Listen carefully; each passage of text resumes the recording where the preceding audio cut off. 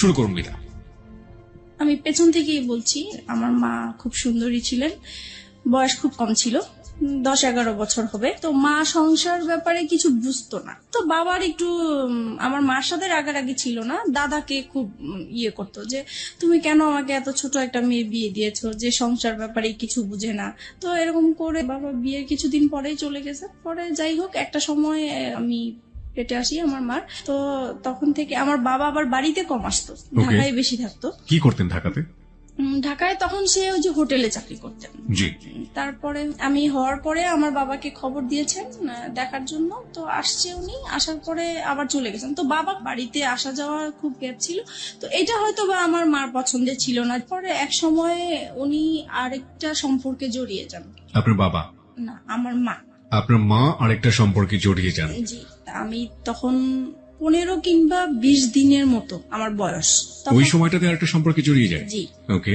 পরে হচ্ছে মা আমাকে রেখেই চলে গেছেন, ওনার সাথে চলে গেছেন।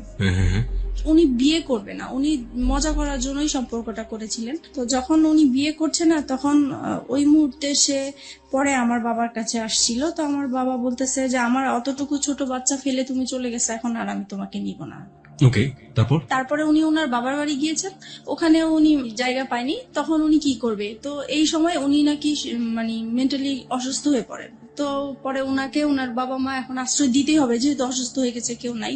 তো মা এরকম চিকিৎসা অবস্থায় থাকেন। আর আমাকে আমার বাবার বোন ছিল যে ওনার কাছে আমাকে রাখতে দিয়েছেন। আপনার মা যখন মা হলেন সেই সময়টাতে তার বয়সটা কত?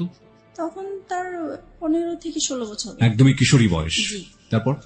তারপরে আমি আমার ফুপুর কাছেই বড় হয়েছি প্রায় 3 বছর পর্যন্ত। তারপরে আমার ফুপু প্রেগনেন্ট হয়ে যায় অবস্থা। তখন বাবা সেই মুহূর্তে কি করবে? পরে বাবা আমাকে ঢাকায় নিয়ে এলো। ঢাকায় নিয়ে যাওয়ার পরে ছোট্ট একটা বাচ্চা, উনি কাজও করতেছেন, এবার ওখানেই আমাকে রাখার ব্যবস্থা করছেন। তো হচ্ছে না আসলে বিষয়টা। পরে বাবা যেখানে থাকতো সেখানে আরেকটা ইয়েকে পছন্দ হয়, মানে দ্বিতীয়বার ওনাকে বিয়ে করেন। তো এইভাবে বিয়ে দেওয়ার পরে ফার্স্ট ওয়াইফের সাথে কি ডিভোর্স হলো আপনার বাবার?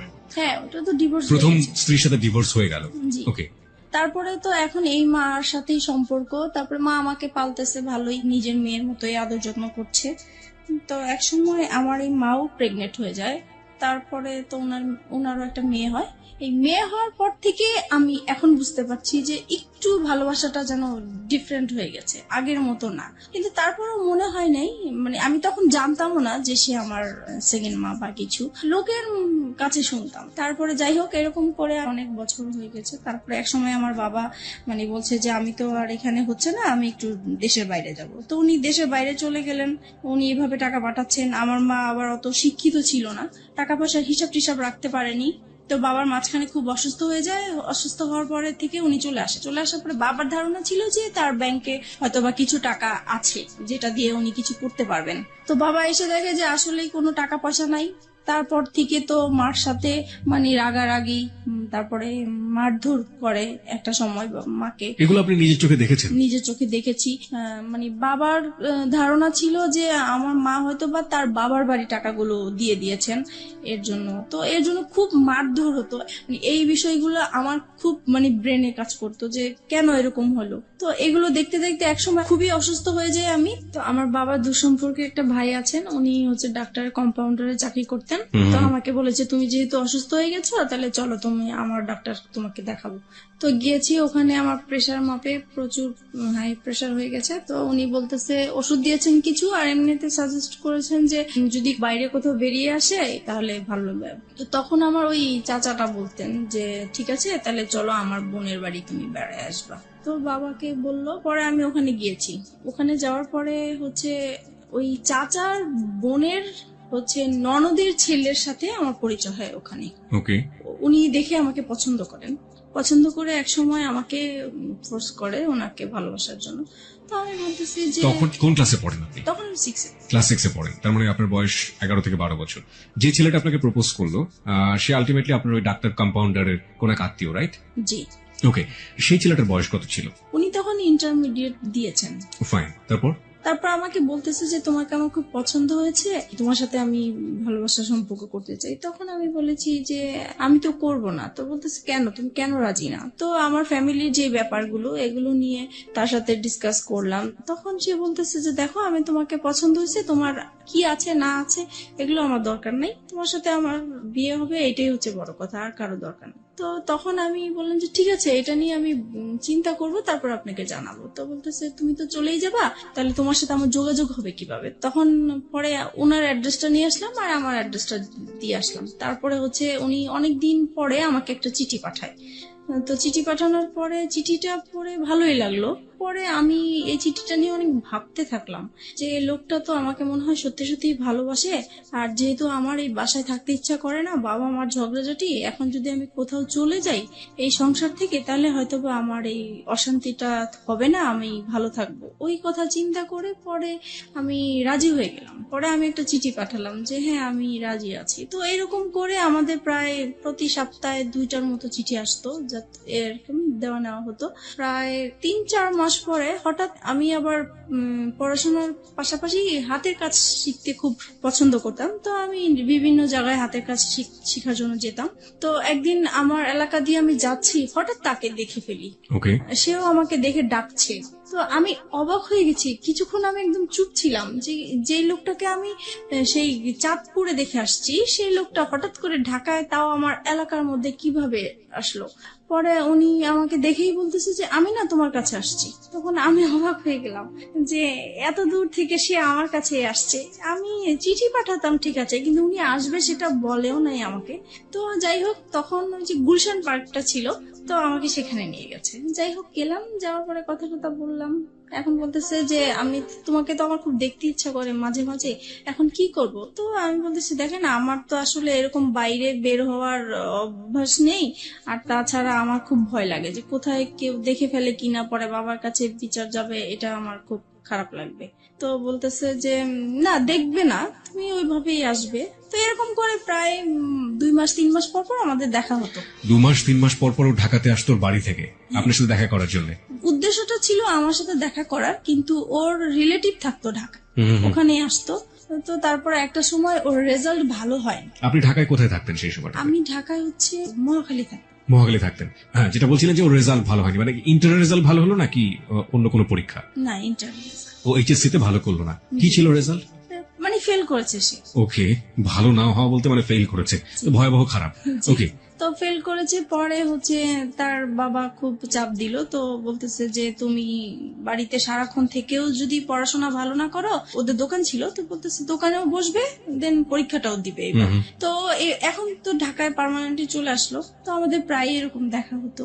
পরে এই বিষয়টা নিয়ে আমি আমার বাবা মাকে জানাই। বাবা মাকে তো জানানো উচিত, মাকে জানাচ্ছি প্রথমে। পরে মা বলতেছে যে করো, যেটা তোমার ভালো মনে হয় সেটাই করো।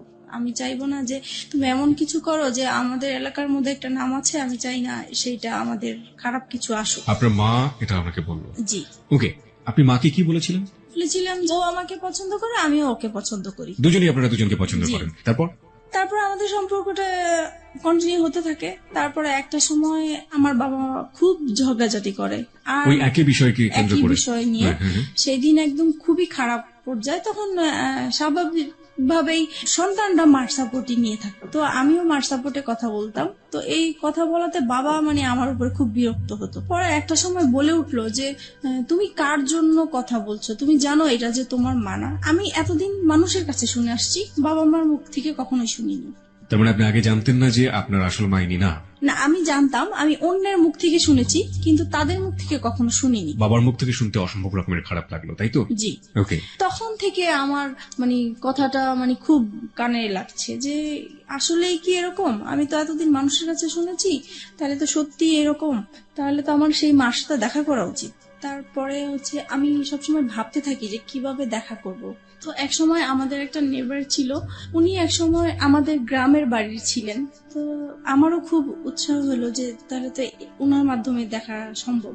তো বলছে যদি আপনি দেখা করাই দিতে পারেন আমার খুব ভালো হতো। তো বলছে তোমার মা তো সবসময় তোমার জন্য কান্নাকাটি করে, তাহলে আমি এবার বাড়ি যেয়ে বলবো তাকে। তারপরে উনি আপনার মার সম্পর্কে একটু জানি, ততদিনে কি বিয়ে হয়েছে আপনার মার? হ্যাঁ, যখন অসুস্থ হয়ে যায় তখন তার ভাইরা ওই লোকটাকে ধরে তারপরে মানে তার সাথে বিয়ে জোর করে বিয়ে দিয়ে দেয়। জি, ওকে, বিয়ে করে দেয়। তারপরে ওই সম্পর্কে আছেন উনি। এখন এক্সিস্টিং ওই সম্পর্কে আছেন। জি। ওকে, ফাইন। তারপর আপনি মার সঙ্গে দেখা করলেন, তারপর কি হলো? তারপরে আমার মা আসলেন, আসার পরে দেখা করলাম, দেখা করার পর উনি প্রথমে দেখে কান্নাকাটি করলো, যেটা স্বাভাবিক। তো আমার না মার জন্য কোনো ফিলিংস আসে নাই, আমার বিশ্বাসই হচ্ছে না যে এ আমার মা, এই ভদ্র মহিলাটা মা। আম্মা। তারপরে হচ্ছে মানে কেমন জানি লাগতেছে আমার কাছে, খুবই অপরিচিত। আমার মা ডাকতেও ইচ্ছা করছে না, কিছুই না। তারপরে উনি আমাকে লাস্টে বললো, শুধু এটাই বললো যে তোমাকে আমি আমার ইচ্ছে করে ফেলে আসি নাই, আমার কিছু সমস্যা ছিল এই কারণে ফেলে আসছি। আমি তাকে কোশ্চেন করেছিলাম, আপনার মাকে আপনি কোশ্চেন করলেন প্রথম দেখাতে, তুমি আমাকে কেন ফেলে এসেছিলে? কেন ফেলে তখন আসছি? আপনার মা এই উত্তরটা দিয়েছিল। হ্যাঁ, তখন বলেছে আমি বাধ্য হয়েছিলাম। তো যাই হোক, উনি ওনার মতো বললো, কিন্তু তারপরও আমার মার জন্য আমার কোনো ফিলিংস কাজ করলো না। তারপরে উনি লাস্ট যে কথাটা বলেছেন যে তুমি একবার শুধু আমাকে মা ডাকো। তো আমি অনেক চেষ্টা করেছি কিন্তু পারিনি, ডাকার জন্য পারিনি, কারণ আমি তো তাকে কখনো দেখিই নেই, কিভাবে তাকে মা ডাকবো? হুট করে তো আর মা ডাকা যায় না। তারপরে হোক ডাকি নেই, তো আমি বলছি যে আপনার সাথে যদি আমার যোগাযোগ থাকে তাহলে আমি একসময় হয়তো বা আমার মুখ থেকে শুনতে পাবেন, কিন্তু এখন আমি বলতে পারবো না। তারপরে আমি বাসায় চলে আসি। বাসায় আসার পরে আমি ওই যার মাধ্যমে আমার মাকে পরিচয় হয়েছে, তো ওনাকে বলে দিছি যে আমি যে আমার এই মার সাথে দেখা করেছি এটা আমার এই মার কাছে বলবেন না, ইভেন কি আমার বাবার সাথেও বলবেন না। তো উনি বলছে ঠিক আছে, তুমি জানাতে না চাইলে বলবো না। তো আমিও জানাই না এই বিষয়টা, এইভাবেই আছে। তো আর কখনোই মনে হয় নাই যে আমার মার সাথে আমি দ্বিতীয়বার দেখা করি বা কথা বলি, এরকম কখনোই আমার ফিলিংস আসে নাই। তারপরে একটা সময় বাবার এরকম আরো বেশি জ্বালাচ্ছে, অশান্তি করছে। তারপরে চিন্তা করলাম যে বিয়ে করে ফেলি, তাহলে চলে গেলে আর বাবা মার এই ঝগড়াঝাটি দেখতে হবে না। তখন আপনার বয়স কত? তখন 14-15 হবে। ওই ছেলেটার সাথে এই চিন্তা ভাবনা করছেন, জি, এবং পরিবার থেকে এই ধরনের অশান্তি থেকে বের হয়ে যাওয়ার বের জন্য হওয়ার জন্য। এই ধরনের প্ল্যান। জি, ওই ছেলেটাকে কি মনে প্রাণে তখন ওই ছেলেটার প্রতি এক ধরনের এফেক্টেড হয়ে যাওয়া, একদম অদ্ভুত রকমের ভালো লাগা, ওকে দেখলে না দেখলে ভালো লাগে না, একেবারে মজে আছেন ওর প্রেমে, এরকম একটা ব্যাপার কি ছিল? এইরকম কিছু ছিল, কিন্তু আমার বেশি কাজ করতে হলো যে এখান থেকে আমাকে বের হতে হবে, ওকে, সেটা যে কোনো ভাবে হোক না কেন। যে কোনো ভাবেই হোক। কেন বেরোতে হবে? কারণ এখানে যে মা বাবা ঝগড়াঝাটি করছে, এগুলো আমি যত দেখছি ততই আমি অসুস্থ হয়ে পড়ছি। যে আপনি চেষ্টা করছিলেন যে কোনো ভাবেই হোক না কেন আপনার এই পরিবার, যে পরিবারে আপনি বড় হয়েছেন, সেই পরিবার থেকে যে কোনো ভাবে বের হয়ে যাওয়ার। তারপর তারপরে আমি ওকে বললাম বিয়ের কথা। তো সে বলল যে এখন বিয়ে করব, এখন তো আমি নিজের পায়ে এখনো দাঁড়াতেই পারি নাই। তো আমি বলছি যে দেখো, এখন আমাকে এখান থেকে বের হতেই হবে। তো সে বলল যে ঠিক আছে, আমি আমার বাবা মাকে বিষয়টা জানাই। তো সে তার বাবা মাকে জানিয়েছে। তো ওনারা প্রথমে রাজি হয়নি, পরে ও একটু রাগারাগি করলো ফ্যামিলিতে। তখন ওর বাবা এক সময় মেনে নিল যে ঠিক আছে, তুমি যেটা বলছো সেটা, তবে আমরা যাব, কথা বলবো ওদের সাথে। তারপরে ততদিনে ও তো ওর বাবার দোকানে বসে কাজ করছে এবং পাশাপাশি পড়াশোনা করছে, ইন্টারমিডিয়েট ফেল করেছে সবগুলো, তাই তো? ওকে। তখন তারপরে আমি বললাম যে না, আমি এটা ফ্যামিলিগত ভাবে করতে চাচ্ছি না। তখন বলছে কেন? বলতেছে এখানে অনেকগুলো প্রবলেম আছে, আমি তো তোমাকে আগেই বলেছি যে আমার বাবার টাকা পয়সা নাই, সে অনুষ্ঠান করে বিয়ে দিতে পারবে না। তারপরে বলতেছে দেখো, বাবা মা এখন চাচ্ছে, কি করব? পরে আমি বলতেছি দেখো, এখন যদি আমাকে তুমি ভালোবেসে থাকো, বিয়ে যদি করতে হয় একা করতে হবে, কারণ আমি আমার বাবার অবস্থা জানি, আমি নতুন করে অশান্তি দিতে পারবো না। তখন সে রাজি হয়ে গেল বিষয়টা। তো আমরা একদিন ঘুরতে গিয়েছিলাম, ওখান থেকে হঠাৎ করে সে আমাকে কাজে অফিসে নিয়ে যায়। আমিও জানতাম না যে আজকে আমার বিয়ে হবে। তারপরে হচ্ছে বিয়ে করে ফেলি। তখন আমার 18 বছর হয়নি, কিন্তু ওখানে 18 বছর দেওয়া হয়েছে। 3 লাখ টাকা কাবিননামা হয়। বিয়ে করার পরে এখন ওর বাবা মার কাছে জানিয়েছে। ওর বাবা মা বলছে আমরা যেখানে রাজি হয়েছিলাম তুমি সেখানে একা কেন করতে গেলে? রাইট। তারপরে বলতেছে তাহলে তুমি আমার বাড়িতে আর উঠবা না। তো এখন ও কোথায় যাবে? পরে কি করব, আমি আমাদের বাসায় নিয়ে আসলাম। পরে মাকে বলেছি, বাবাকে বলেছি, কারণ তাদের, আমার মনে হচ্ছে তারা খুশি হয়েছে, যেহেতু তাদের কোনো টাকা পয়সা খরচ হচ্ছে না। তারপরে যাই হোক, আমরা ওখানেই ছিলাম প্রায় 2-3 মাস। পরে আমার হাজবেন্ডের খালা আছে, বড় খালা, ওরা সবাই ওই খালার কথা শুনেই চলে। তো ওনাকে জানিয়েছে বিষয়টা। তো উনি ওর বাবাকে যেভাবেই হোক ম্যানেজ করেছে। 2-3 মাস পরে আমাকে মেনে নেওয়া হয়। পরে আমি ওর সাথে চাঁদপুরে চলে গেলাম। আমার শ্বশুর মানে মেনে নিতে হবে দেখেই মেনে নেওয়া, কিন্তু মন থেকে যে মেনে নেওয়া সেটা আসলে হয়নি। ওনাকে সালাম করলে কখনোই সালামের উত্তর নিত না। আচ্ছা। তাছাড়া আমার সাথে কথা বলতো না। তারপরে আমি যদি ভাত বাড়তে যেতাম টেবিলে, উনি কখনোই খেতে আসতো না। আর সারাক্ষণ ওনার ছেলেকে বকা, এমনকি আমার সামনে মারতেও গিয়েছে যে কেন তুমি এরকম মেয়ে বিয়ে করলা। বড় ছেলে নিয়ে সবারই একটা আশা ছিল। তারপর হয়েছে যেটা এখন শাশুড়ি কেমন ব্যবহার করতো, বাকি মেম্বার যারা ছিল তারা কেমন ব্যবহার করতো? মোটামুটি ভালোই ছিল, কিন্তু শাশুড়ি ননদ এরা সবসময় আমাকে ভুল ধরার চেষ্টা করতো। আচ্ছা। তাদের মন পাওয়ার জন্য আমি সবকিছু কাজ করেছি, তারপরেও সব সময় ভুল ধরতেই থাকতো। এক সময় হয়েছে কি, বড় ধরনের একটা ঝগড়া হয়েছে। সেটা হচ্ছে আমার শ্বশুর শাশুড়িরা ওনারা চিটাগাং গিয়েছে বেড়ানোর জন্য। যেহেতু ঢাকায় বড় হয়েছি, পুকুর দেখে আমার খুব ইচ্ছা হয়েছে যে আমি একটু পুকুরে গোসল করবো। ওকে। ওনাদের বাড়ির কেউ আবার পুকুরে গোসল করেন, ওনারা খুব পর্দাশীল মানুষ। ছেলের বউ কেন পুকুরে গোসল করবে, কিন্তু পুকুরটা চারপাশে ঢাকা ছিল। ওকে। তারপরেও মানে পুকুরটা পর্দাসীন পুকুর। জি, তারপরে ওখানে আমি গোসল করেছি। আমার দেবরটা হচ্ছে কি, মানে আমার সাথে এরকম আচরণ করতে মনে হয় যে আমার ভাসুর, সে আমাকে পরিচালনা করবে। তো এটা আমার পছন্দ হতো না। তো সে এসে আমাকে বলতেছে, কি ব্যাপার, আপনি কেন পুকুরে গোসল করলেন, এই সেই, আপনি জানেন না পুকুরে গোসল করে আমাদের পছন্দ না। তো বলছে আমার একটু ভাল লাগছে, আর বাড়িতে তো কেউ ছিল না। এই নিয়ে সে আমার বাবা মা তুলে গালাগালি শুরু করছে। আপনার হাজবেন্ড কি করছিল তখন? ও তো ঢাকায় থাকতো, আমি বাড়িতে থাকতাম। আচ্ছা। তারপরে হচ্ছে গালাগালি করতেছে আমার বাবা মাকে। তখন আমার খুব খারাপ লাগলো যে আমি অন্যায় করছি, আমার বাবা মাকে কেন গালিগালি করবা। তখন আমিও তার বাবা মাকে গালাগালি করি। পরে হচ্ছে সে ইমিডিয়েটলি সে আমার শ্বশুর শাশুড়িকে ফোন দিয়েছে। তারা মানে তখনই একদম চিটাগাং থেকে চলে আসছে, আমার বিচার হবে। আমার হাজবেন্ড কেউ খবর দিয়ে আনা হয়েছে।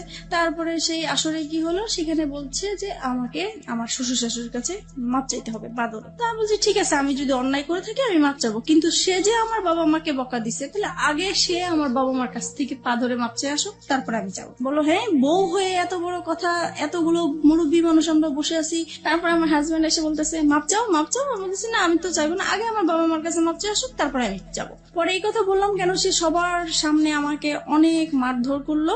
এই সে প্রথম আমার গায়ে হাত তোলে। আমি বিয়ের কতদিন পরে? প্রায় 3-4 মাস পরে। ওকে। পরে সেদিন রাতে আমার প্রচুর রাগ উঠলো। তারপরে আমি করলাম হচ্ছে যে তাকে বললাম রাগের মাথায় যে কালকের মধ্যে যদি আমাকে ঢাকায় নিয়ে না যাও, তাহলে আমার এখানে লাশ দেখবো আমার। তো সে খুব ভয় পেয়ে গেছে। তখন তার বাবা মাকে বলে ঢাকায় নিয়ে আসলো আমার বাবার বাড়িতে। আমি বলছি আর যাবো না। পরে যাই হোক, আমার কথাটাই রইলো, আমি বাবা মার কাছে ছিলাম।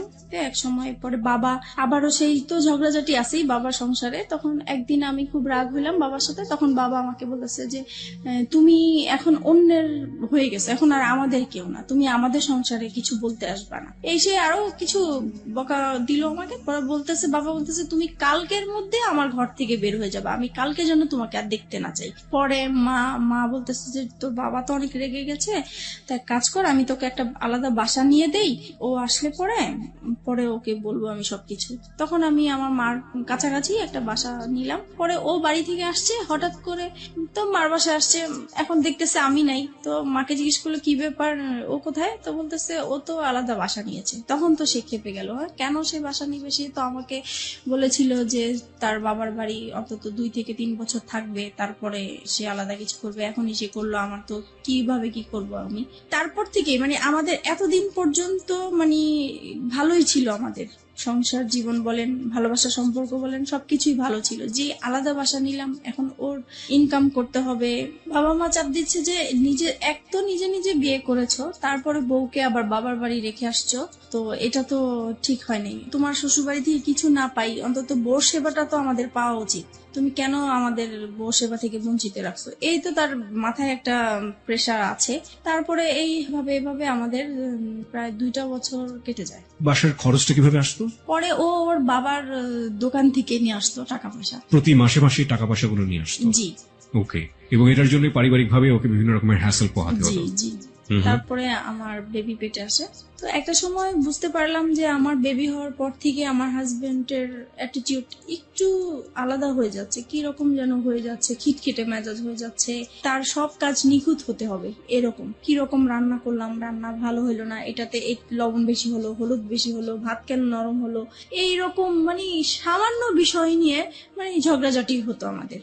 মেয়েকে কেন টাইম মতো খাওয়ালাম না। তারপরে একটা সময় যখন এগুলো নিয়ে বাড়তে থাকলো তখন তার আবেগের কথাগুলো আসলো, হ্যাঁ তোমাকে বিয়ে করে আমি কিছুই পাই নাই, আমি অনেক কিছু পেতাম, তোমার যেটা আরো সুন্দর মেয়ে বিয়ে করতে পারতাম, আরো ভালো ফ্যামিলির মেয়ে বিয়ে করতে পারতাম। মানে এইভাবে সে আজে বাজে কথা বলতেই থাকে, বলতেছে আজ পর্যন্ত তো আমার বাবা মাকে তোমরা কোনোদিন ইনভাইট করতে পারো নাই। তখন আমি বলতাম যে এগুলো তো আমি আগে থেকেই তোমাকে বলে ক্লিয়ার করছি। বলেছে তখন তো আমি অন্ধ ছিলাম, আমি এসব বুঝতে পারি নাই, আমার মনে হচ্ছে তুমি আমাকে ব্ল্যাক ম্যাজিক করেছো হয়তোবা। ওই সময়টাতে? জি, ওকে। এরকম কিছু করে আমাকে ফাঁদে ফেলানোর চেষ্টা করেছে, যেহেতু দেখেছো তোমাকে কেউ নিবে না। এভাবেই কাটতে থাকলো সময়। আর সে তখন তো কোনো কাজ করতো না, সারাক্ষণ বাসায় থাকতো। এই জিনিসটা আমার কাছে খুব খারাপ লাগতো যে মানুষের হাজবেন্ডরা কাজ করে, এক সময় বাইরে আসে, বাইরে থেকে বাসায় আসে, আলাদা একটা ফিলিংস কাজ করে। তখন অবশ্য আমি আমার যখন বেবি হবে তখন থেকেই তো আমি বাবা মার কাছেই আছি। পরে এক সময় এটা নিয়ে বাবা মা আমার উপরে রাগ করে যে তুমি এতদিন আমাদের ঝগড়া দেখে তোমরা এরকম করছো, এখন তোমরাও ঝগড়া করতেছো। তখন কি করবো আর, পরে একদিন বাবা প্রচুর ঝগড়া করে মার সাথে। তখন আমি বলতেছি কি যে তুমি এরকম ঝগড়া করো না, তোমার জামাই পাশের রুমে থাকে, খারাপ বলে ঝগড়া করো না, যদি ঝগড়া করতে হয় তাহলে এই বাড়িতে আর আসবে না, তুমি অন্য কোথাও চলে যাও। তো বাবার মাইন্ডে খুব লাগছে যে মেয়ে হয়ে আমাকে এই কথাটা বললো। পরে বাবা আমাদেরকে ছেড়ে চলে গেছে, তো ও আলাদা বাসা নিবে এখন। পরে এমন আলাদা বাসা নিবা তো তুমি কি করবা, তুমি কোত্থেকে কি চালাবা? তখন বলতেছে যে আমি একটা দোকানপাট নিব, এখন বাবার থেকে আলাদা হয়ে আসছি, দোকানপাট নিব। তো ঠিক আছে চলো। পরে এই আমরা আমার মেয়ে হওয়ার পরে আলাদা বাসা নিই। সংসারে অশান্তির উপর অশান্তি। তারপরে আমার শ্বশুর শাশুড়ি বলে যে তুমি এখনো সময় আছে, ওকে ছেড়ে দাও, এখনো তোমাকে আমরা ভালো জায়গায় বিয়ে দিতে পারবো, এই সেই এগুলো আছে। আর তাছাড়া ও সবসময় কি অন্য মেয়েদের প্রতি একটা আকৃষ্টিত থাকতো, যে কোনো সুন্দর মেয়ে থাকলে বলতো, আমার সামনেই বলতো যে ওর সাথে যদি আমি একদিন করতে পারতাম আমার সার্থক হতো। পরে ঝগড়া হলেই মাঝে মাঝে বলতো যে আমাকে অনেকেই বিয়ের প্রস্তাব দিয়েছে, প্রেমের প্রস্তাব দিয়েছে, আমি তাদেরকে বিয়ে করিনি, আমি অনেক বড় ভুল করেছি, এই সে এগুলো বলতো। এগুলো আমার খুব খারাপ লাগতো, এগুলো নিয়ে আমাদের সংসারে খুব অশান্তি হতো। বিশেষ করে ও বাসায় থাকতো, এই জিনিসটা আমি একদমই পছন্দ করতাম না, ও কোনো কিছু করতো না। পরে এক সময় কি হয়, নতুন একটা মার্কেটে দোকান নিয়েছে, ওইটা মার্কেটটা ভালো করে স্টার্ট হয় নাই, তাই দোকানও ভালো চলে না, তো দোকানটা ছেড়ে দিল শেষ পর্যন্ত। তারপরে যেটা হয়েছে, এক এক করে ও যেটাই হাত দেয় সেটাই লস হয়। এইভাবে ওর বাইরের যেই অশান্তি হলে সেটা ঘরের মধ্যে নিয়ে আসবে। তারপরে সে শেয়ার বাজারে ঢুকলো। তারপরে শেয়ার বাজারও তো খুব অবস্থা খারাপ ছিল, সেটা নিয়ে বাসায় খুব ঝগড়াঝাটি হতো, তার মন খারাপ হতো। যদি বাসায় কিছু লাগতো বলতাম, তখনই সে খেপে যেত। তারপরে বলতো যে তোকে বিয়ে করে আমার ভাগ্যটা খারাপ হয়ে গেছে, আগে তো এরকম খারাপ ছিল না। একটা জিনিস যেটা আমি বুঝতে পারছি মিতা, সেটা হচ্ছে যে ভেরি ক্রিটিক্যাল মুভমেন্ট যাচ্ছে আপনাদের সংসারে, অভাব-অনটন রয়েছে, মনোমালিন্য আসছে, কিছুদিন পর পরই ঝগড়াঝাটি হচ্ছে, এবং বয়স দুজনের কমই আছে, গাইডেন্স করার মতো কেউ নেই ওখানে, এবং একের পর এক ভুলের জন্ম হচ্ছে, তাই তো? ওকে, তারপরে যেটা হচ্ছে, আর আরেকটা জিনিস, ওর আর আমার ঝগড়াঝাটি হলে মারামারি হয়, ঠিক আছে, ও আমাকে বকে, আমি ওকে বকি, কিন্তু আমার কথা হলো যে আমরা ঝগড়াঝাটি করবো সেটা আমাদের ভিতরেই থাকবে। ও কি করে, সাথে সাথে ওর বাবা মাকে ফোন দিয়ে দিবে যে এরকম এরকম হচ্ছে, ওর সাথে আর আমার হচ্ছে না, তোমরা কি করবা, এসে করো, এই আর কি। এটা নিয়ে অশান্তি থাকে। তারপরে আমি যদি কম্প্রোমাইজের জায়গাতে আছি, লাইক একটা যেটা হচ্ছে যে এক হাতে তো কখনো তালি বাজে না। আপনি একটু আগেই বললেন যে আপনিও ঝগড়া করতেন, ও করতো, দুজনে মিলেই ঝগড়া হতো, কিন্তু কথা হচ্ছে যে যদি কম্প্রোমাইজের জায়গাতে আসি, যে সফট হওয়া, আগে থেকে একটু কম্প্রোমাইজ করে নেয়া, পরিস্থিতিটাকে শান্ত করা, সে কাজটা সবচেয়ে বেশি কে করতো? কেউ করতাম না, মানে আপনি হয়ে যেত।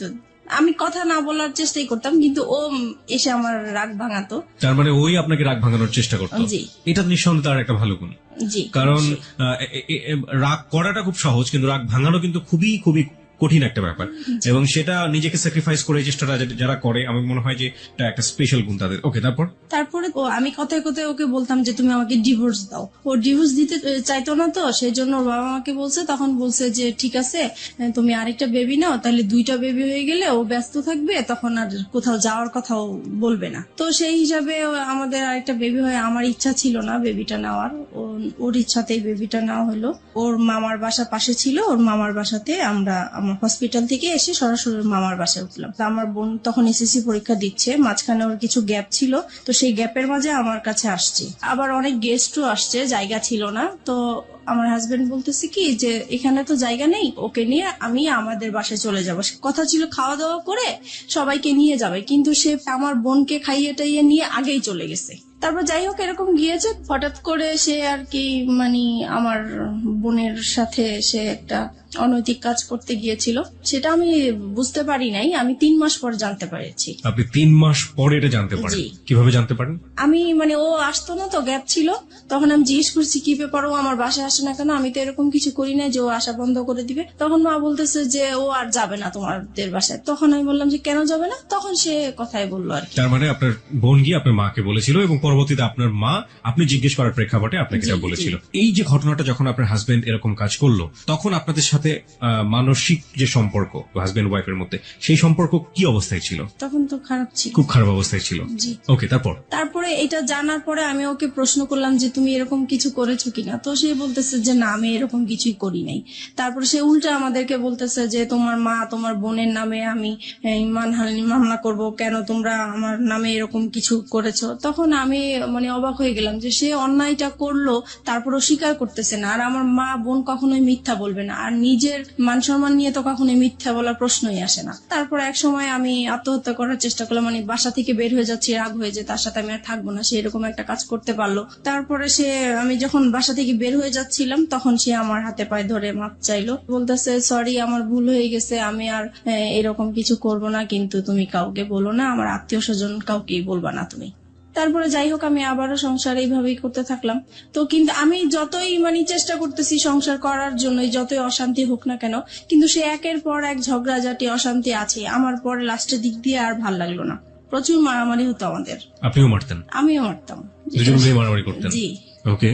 তারপরে এরকম অশান্তি ভাল লাগতো না, মন সবসময় খারাপ থাকতো।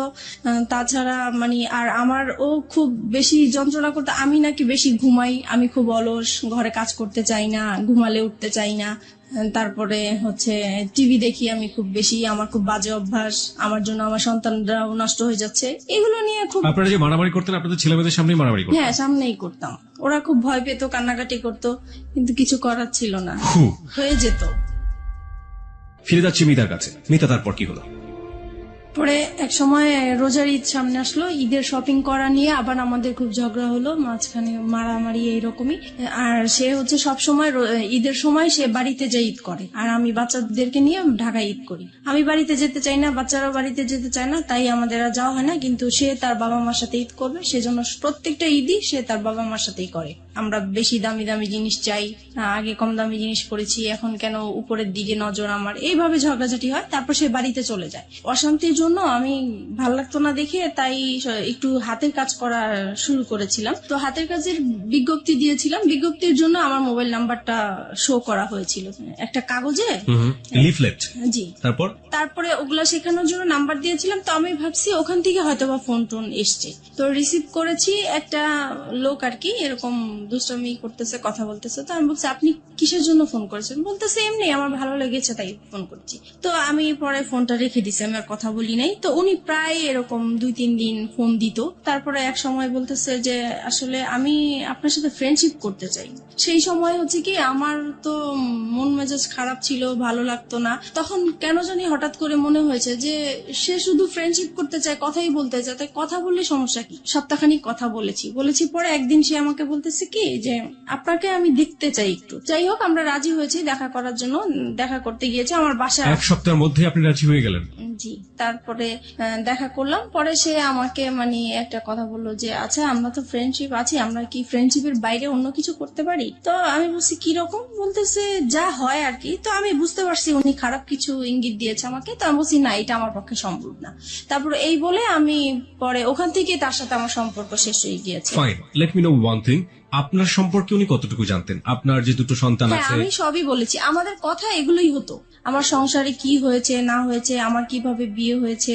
আপনি সবকিছুই 1 সপ্তাহের মধ্যে তাকে শেয়ার করে দিয়েছেন? জি। মানে আমার তো কখনোই ফ্রেন্ড ছিল না, তাই প্রথম তাকে পেয়েছি, ফ্রেন্ডশিপ যেহেতু করে ফেলেছি সেজন্য আমি আমার কথাগুলো বলেছি, মানে একটু হালকা হওয়ার জন্য বলতে চেয়েছিলাম। Okay fine. এবং এটা জানার পরে সে আপনাকে ফার্স্ট দেখা হতে সে আপনাকে ধরনের একটা অফার করলো? জি। তারপরে আমার কাছে খুব খারাপ লাগলো বিষয়টা, যে আমি তাকে তো সবকিছু আমি তাকে বলেছি, সে কেন আমাকে এই ধরনের প্রস্তাব দিবে। পরে আমি আর তার সাথে কথা বলি নাই। পরে সে ফোন দিত আমাকে, প্রায় আমি রিসিভ করতাম না। পরে অনেক ডিস্টার্ব করতো দেখে পরে একদিন রিসিভ করে বলতেছে আপনি আমাকে আর ফোন দিবেন না, আপনার সাথে আমি আর কথা বলতে চাই না। তো যাই হোক এখানে স্টপ হয়ে গেল।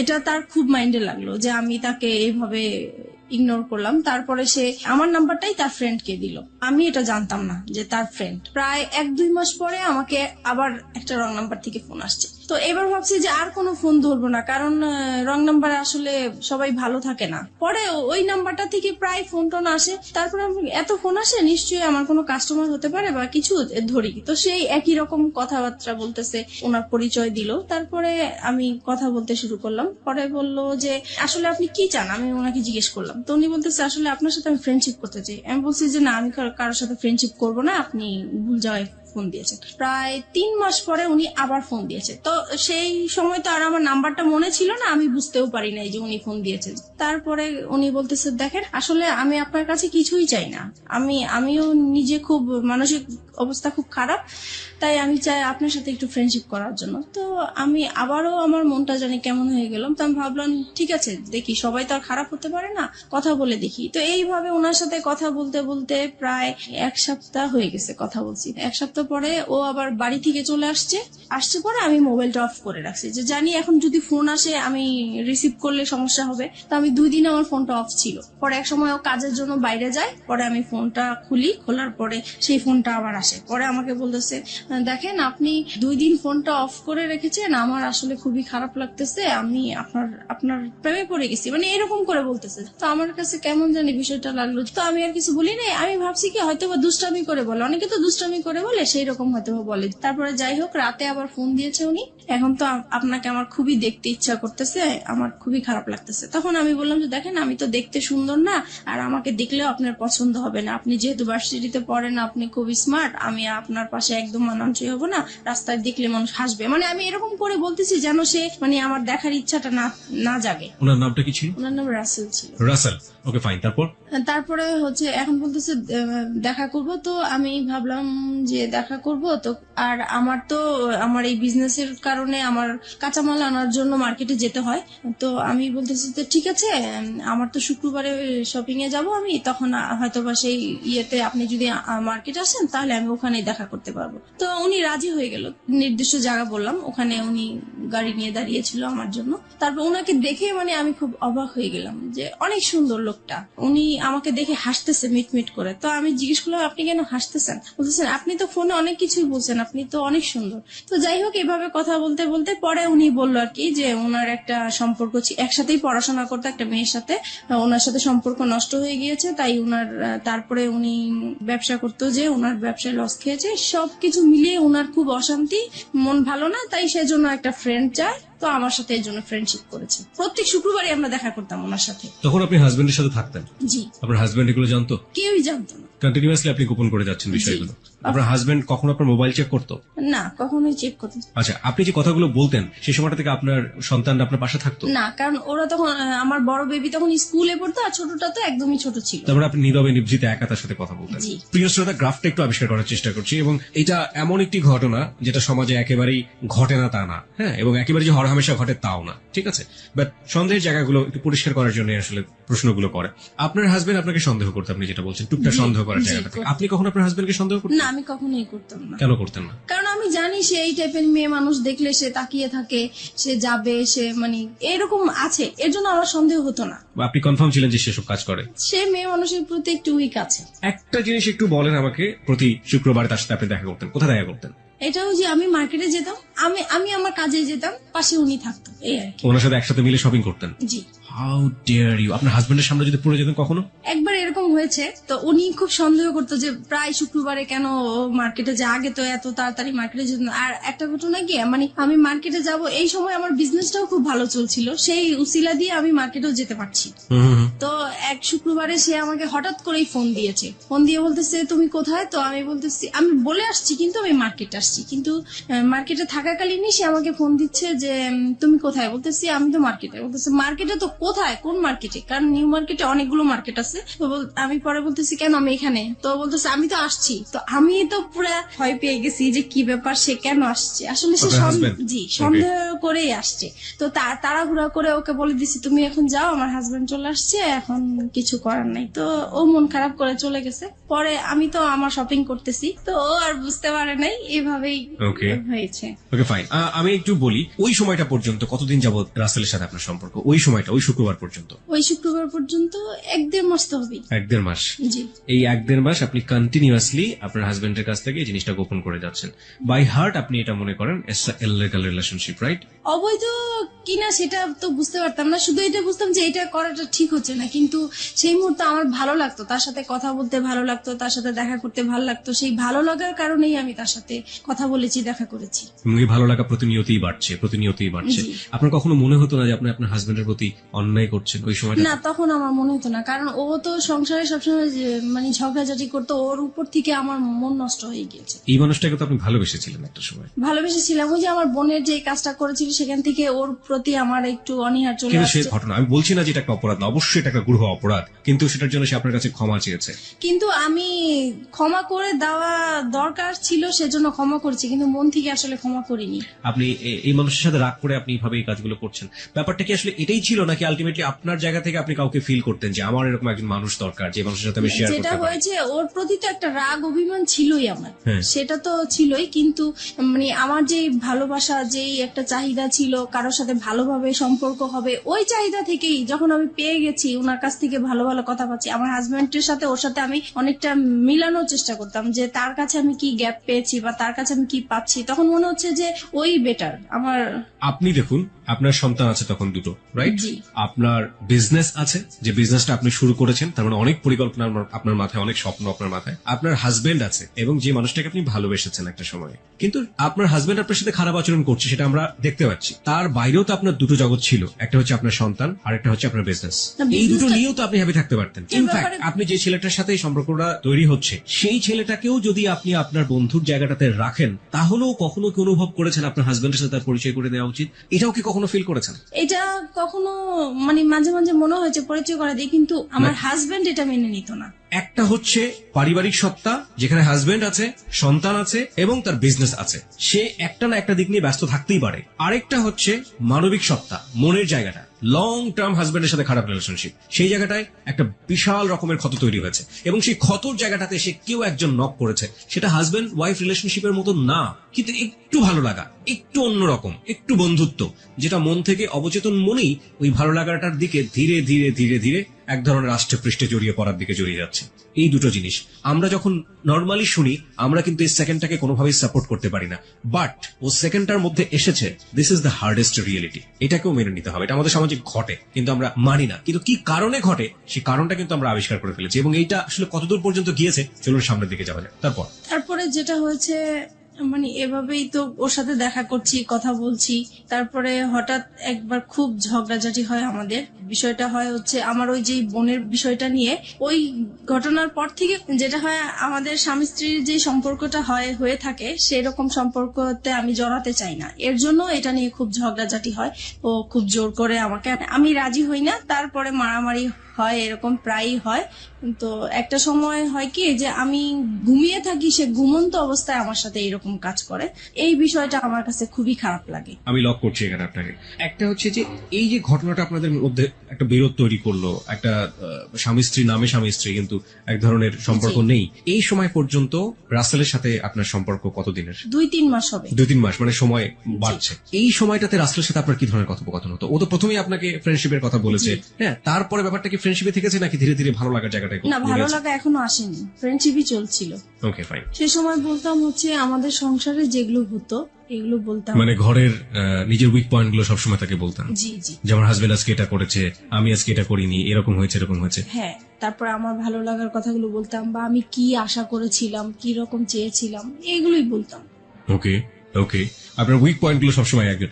আচ্ছা, এই যে কষ্টের কথাগুলো, পরিবারের কথাগুলো, একেবারে ঘরের মানুষের কথাগুলো, এগুলো শেয়ার করার মতো অন্য কেউ কি ছিল না? না, আমার কখনো তো কোনো ফ্রেন্ডশিপ ছিল না, সেটা তো আমি আগেও বলেছি। This is the great point, প্রিয় শ্রোতা। ওকে ফাইন, তারপর? তাছাড়া ফ্যামিলিকেও বলতে পারতাম না, কারণ যেহেতু একা বিয়ে করেছি, সেজন্য বলার কোনো সুযোগ ছিল না, স্কোপ ছিল না। তো তারপরে একদিন কি হয়েছে, আমাদের আবারও সেই রকম খুব মারামারি হয়েছে আমাদের সংসারের মাঝে। তখন আমি পরে, সেদিন বৃহস্পতিবার রাতে ছিল এরকম, তারপরে আমি তাকে ফোন দিয়েছিলাম শুক্রবারে। মারামারি হওয়ার পরের দিন ফোন দিয়েছে, দেখো ও আজকে আমাকে অনেক মেরেছে, এরকম আমার আর থাকতে ভাল লাগছে না। তখন সে আর কি আমার সুযোগ নিয়ে বলতেছে যে ঠিক আছে, তোমার যেহেতু থাকতে ভাল লাগে না, তুমি তো বিজনেস করোই, তাহলে তুমি চলে আসো, তুমি কেন থাকো, এত মারধর খেয়ে কেন থাকবো, তুমি তোমার বাবা মার কাছে চলে যাও। তখন বলছে আমার বাবা তো সেই কবেই চলে গেছে, বাবা কোথায় আছে খুঁজে পাচ্ছি না, আর মা আছে, মা তো নিজেই খুব কষ্ট করে থাকে, সেখানে আমি কিভাবে যাব। পরে বলতেছে দেখো তুমি 1 মাস মার কাছে কোনো রকম থাকো, তারপরে তুমি যে ব্যবসা করো, নিজে কিছু টাকা জুগিয়ে তুমি নিজেই চলতে পারো। মানে আপনাকে সেপারেট করে দিতে যাচ্ছে আপনার হাজবেন্ডের কাছ থেকে? মানে আমার জন্যই বলছে সে, আমি যেহেতু কান্নাকাটি করি তার কাছে, আমার কথা চিন্তা করে সেই কথা বললো। ওকে। তারপরে আর আমি তো সবসময় এমনিতেও বলি যে ডিভোর্স তাকে দিব বা সে আমাকে দিবে, কিন্তু সে তো রাজি হচ্ছে না ডিভোর্স দেওয়ার জন্য। আমার হাজবেন্ড তো ডিভোর্স দিতে চায় না, আমাকে মারধর করবে, বকাবাদ্য করবে, আবার আমাকে বলবে যে আমার সাথে তার জীবনটা জড়িয়ে নষ্টই হয়ে গেল, কিন্তু সে ডিভোর্স দিবে না। তো পরে এক সময় ডিসাইড করলাম যে আমি তাকে ডিভোর্স দিব, সে যেহেতু দেয় না আমি দিব। পরে একদিন রবিবারে সে দেখা করবে, আর সেদিন শুক্রবারে আর দেখা করতে পারি নাই দেখি সে বলতেছে ঠিক আছে রবিবারে, তাহলে এবার শুক্রবারে যখন দেখা হলো না, তাহলে রবিবারে আসো। তো আমার অফিস টাইম শেষ হলে সন্ধ্যার দিকে আসো। তো আমরা সন্ধ্যার দিকে একটা গুলশানে ফাস্টফুডে বসি, তো ওখানে বসছি। পরে সে আমার হাতটা ধরলো, এই ফার্স্ট সে আমার হাত ধরে। কয় মাস পর? ওই তো 2-2.5 মাস পরে। আচ্ছা, এই হাত ধরার আগে আপনারা সেলফোনে কি কখনো এই ভার্চুয়াল হাত ধরাধরি করেছেন? না। ওকে, তারপরে এই প্রথম সে আমার হাতটা ধরার পরে আমার কাছে অন্যরকম একটা ভালো লাগা তৈরি হলো, যে মনে হচ্ছে যে খুব ভালো লাগছে এটাই। তারপরে হঠাৎ করে সে আমাকে বলতেছে দেখো আমি আসলে তোমার প্রেমে পড়ে গেছি, আমি আর তোমাকে ছাড়া থাকতে পারছি না। তখন আমিও মানে কান্নাকাটি করতেছি, যে সেহেতু আমাকে মারধর করেছে সেটা বলতেছি আর কান্না করতেছি। পরে সে আমার আর কি মাথায় হাত বুলিয়ে দিচ্ছে, পরে বলতেছে দেখো আর ধৈর্য ধরো, 6টা মাস তুমি ধৈর্য ধরো, তারপরে আমি 6 মাস পরে তোমার একটা ব্যবস্থা করব। তখন আমি জিজ্ঞেস করলাম ব্যবস্থা মানে কি বুঝাতে চাচ্ছ? তো বলতেছে আমরা একসাথে থাকবো। তুমি কি আমাকে ভালোবাসো? বলছে হ্যাঁ আমি তোমাকে ভালোবাসি। তো এইভাবেই হোক আমাদের পরে। আপনি তাকে ভালোবাসতেন ওই সময়টাতে? ওই বলার পর থেকে আমি প্রশ্ন করেছি যে আমার তো আসলে বিশ্বাস হচ্ছে না, তুমি আমাকে কিভাবে ভালোবাসো, আমার বিয়ে হয়েছে, বাচ্চা আছে, তোমার মতো আনম্যারিড ছেলে তো আমাকে কখনোই ভালোবাসার কথাই না। তো বলতেছে মানুষের ভালো লাগা তো কত রকমই হতে পারে, এটার তো শেষ নাই, তোমাকে আমার ভালো লাগছে, আমি তোমাকে বিয়ে করব, তবে আমার জন্য তোমাকে 6 মাস অপেক্ষা করতে হবে। তো আমি বলতেছি এত বছর যেহেতু কষ্ট করে আসছি, আমি 6 মাস পর্যন্ত কষ্ট করতে পারবো। তো এই বলে আমরা চলে আসছি। তারপর থেকেই আমাদের ভালোবাসা আসলে শুরু হয়। তারপরে ফোনে একের পর এক কথা বলা হয়, খুব ভালো লাগে। তখন আপনার হাজবেন্ডের সাথে? আপনি? জি, হাজবেন্ডের সাথে। তারপরে থেকে মানে সে কথা না বললে আমার খুব কষ্ট হয়, যেদিন ফোন করতে না পারি সেদিন খুব কষ্ট হয়, দেখা করতে না পারলে কষ্ট হয়। তারপর থেকে আমরা কি করি, প্রত্যেক দিন দেখা করি।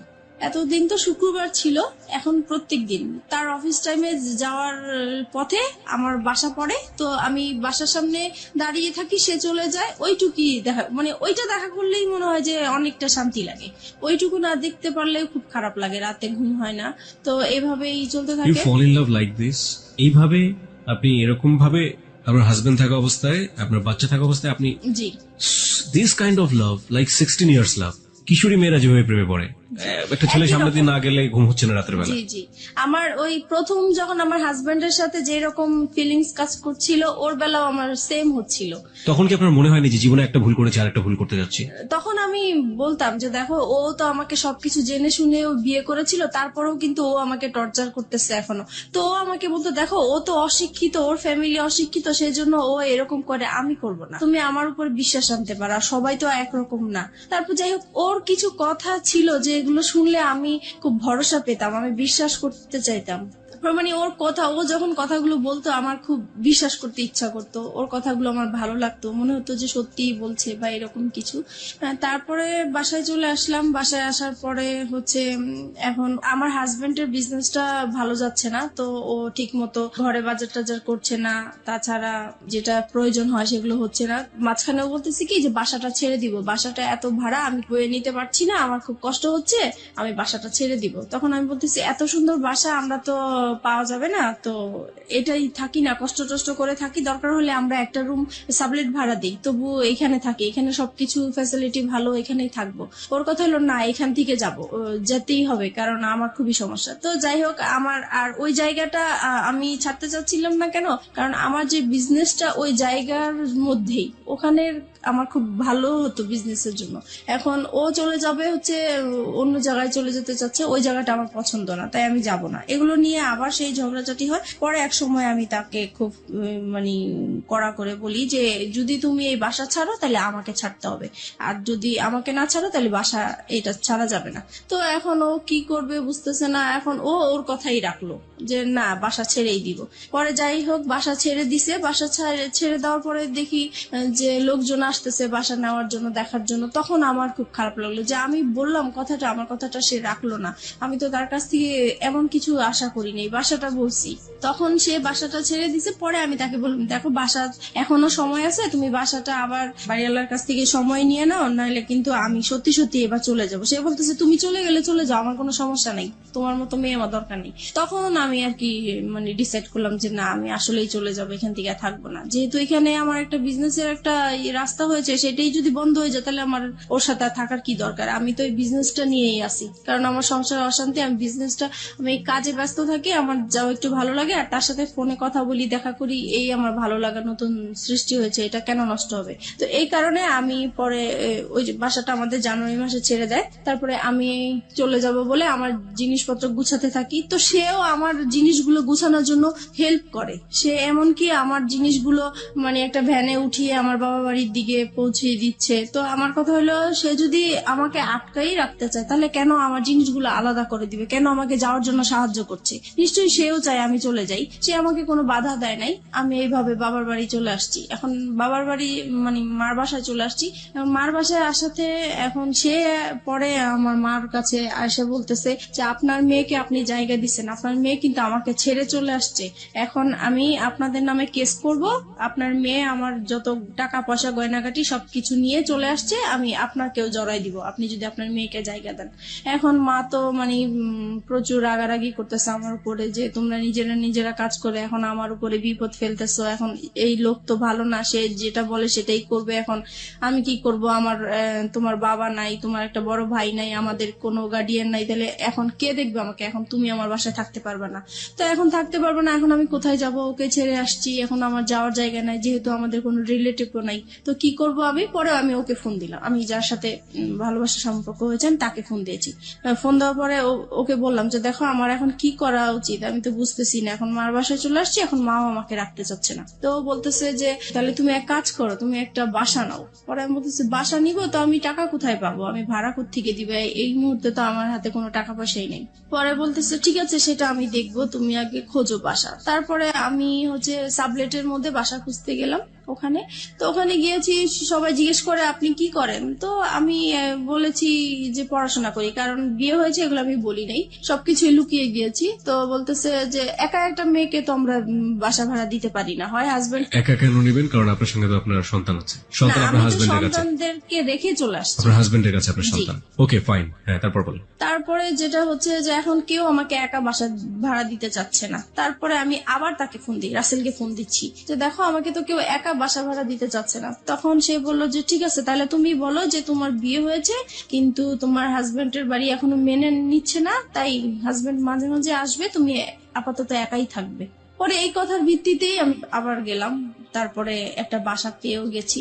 তারপরে ওখানে উঠলাম, সবকিছু নিয়ে ওখানে উঠলাম, মাকেও বললাম যে আমি এরকম এরকম জায়গায় বাসা নিয়েছি, কিন্তু বাসাটা চিনাইনি, জাস্ট বলেছি যে এখানে বাসা নিয়েছি। তারপরে যাই হোক মার কাছ থেকে চলে আসছি ওখানে। তারপরে মার প্রতি তো একটু রাগ আছেই যে আমাকে জায়গা দিল না। তারপরে এখন যেহেতু রাসেলকে হাজবেন্ড হিসাবে পরিচয় করিয়ে দিয়েছি আমি ওখানে, আর এতদিন আমরা বাইরে বাইরে ঘুরতাম, তো এখন মনে হয়েছে নিজের কাছে যে এখন যেহেতু নিজেদের বাসা হয়েছে, কেউ এখন আসবে না, কেউ জানবে না, আর সবাই জানে হাজবেন্ড, তাহলে বাসায় আসলে সমস্যা কি? তারপরে আমার এই বাসায় আসা শুরু হলো রাসেলের। জি, রাসেলের। প্রিয় শ্রোতা, আমরা এই জায়গাটায় ছোট্ট একটা বিরতি নিচ্ছি। ভুল এবং অপ্রিয় সত্যের একেবারে মাঝ নদী যদি বলি, একটা নদী, সেটার মাঝ নদীতে নৌকা ডুবছে, সেরকম একটা জায়গাতে আমরা রয়েছি এই মুহূর্তে। হাজবেন্ড আছে, সন্তান আছে, নিজের ব্যবসা আছে এবং ফ্যামিলি আছে, সবকিছুর পরেও নিজের মনের ক্ষুধা এবং ভালোবাসার জায়গাটাতে, এবং যে ভালোবাসা এথিক্যাল পয়েন্ট অফ ভিউ থেকে পাপ বা অনৈতিক, সেই রকম একটা জায়গাতে জেনে শুনে বুঝে লম্বা একটা সময় ধরে এরকম একটা ভুল, যা একেবারেই মানা যায় না।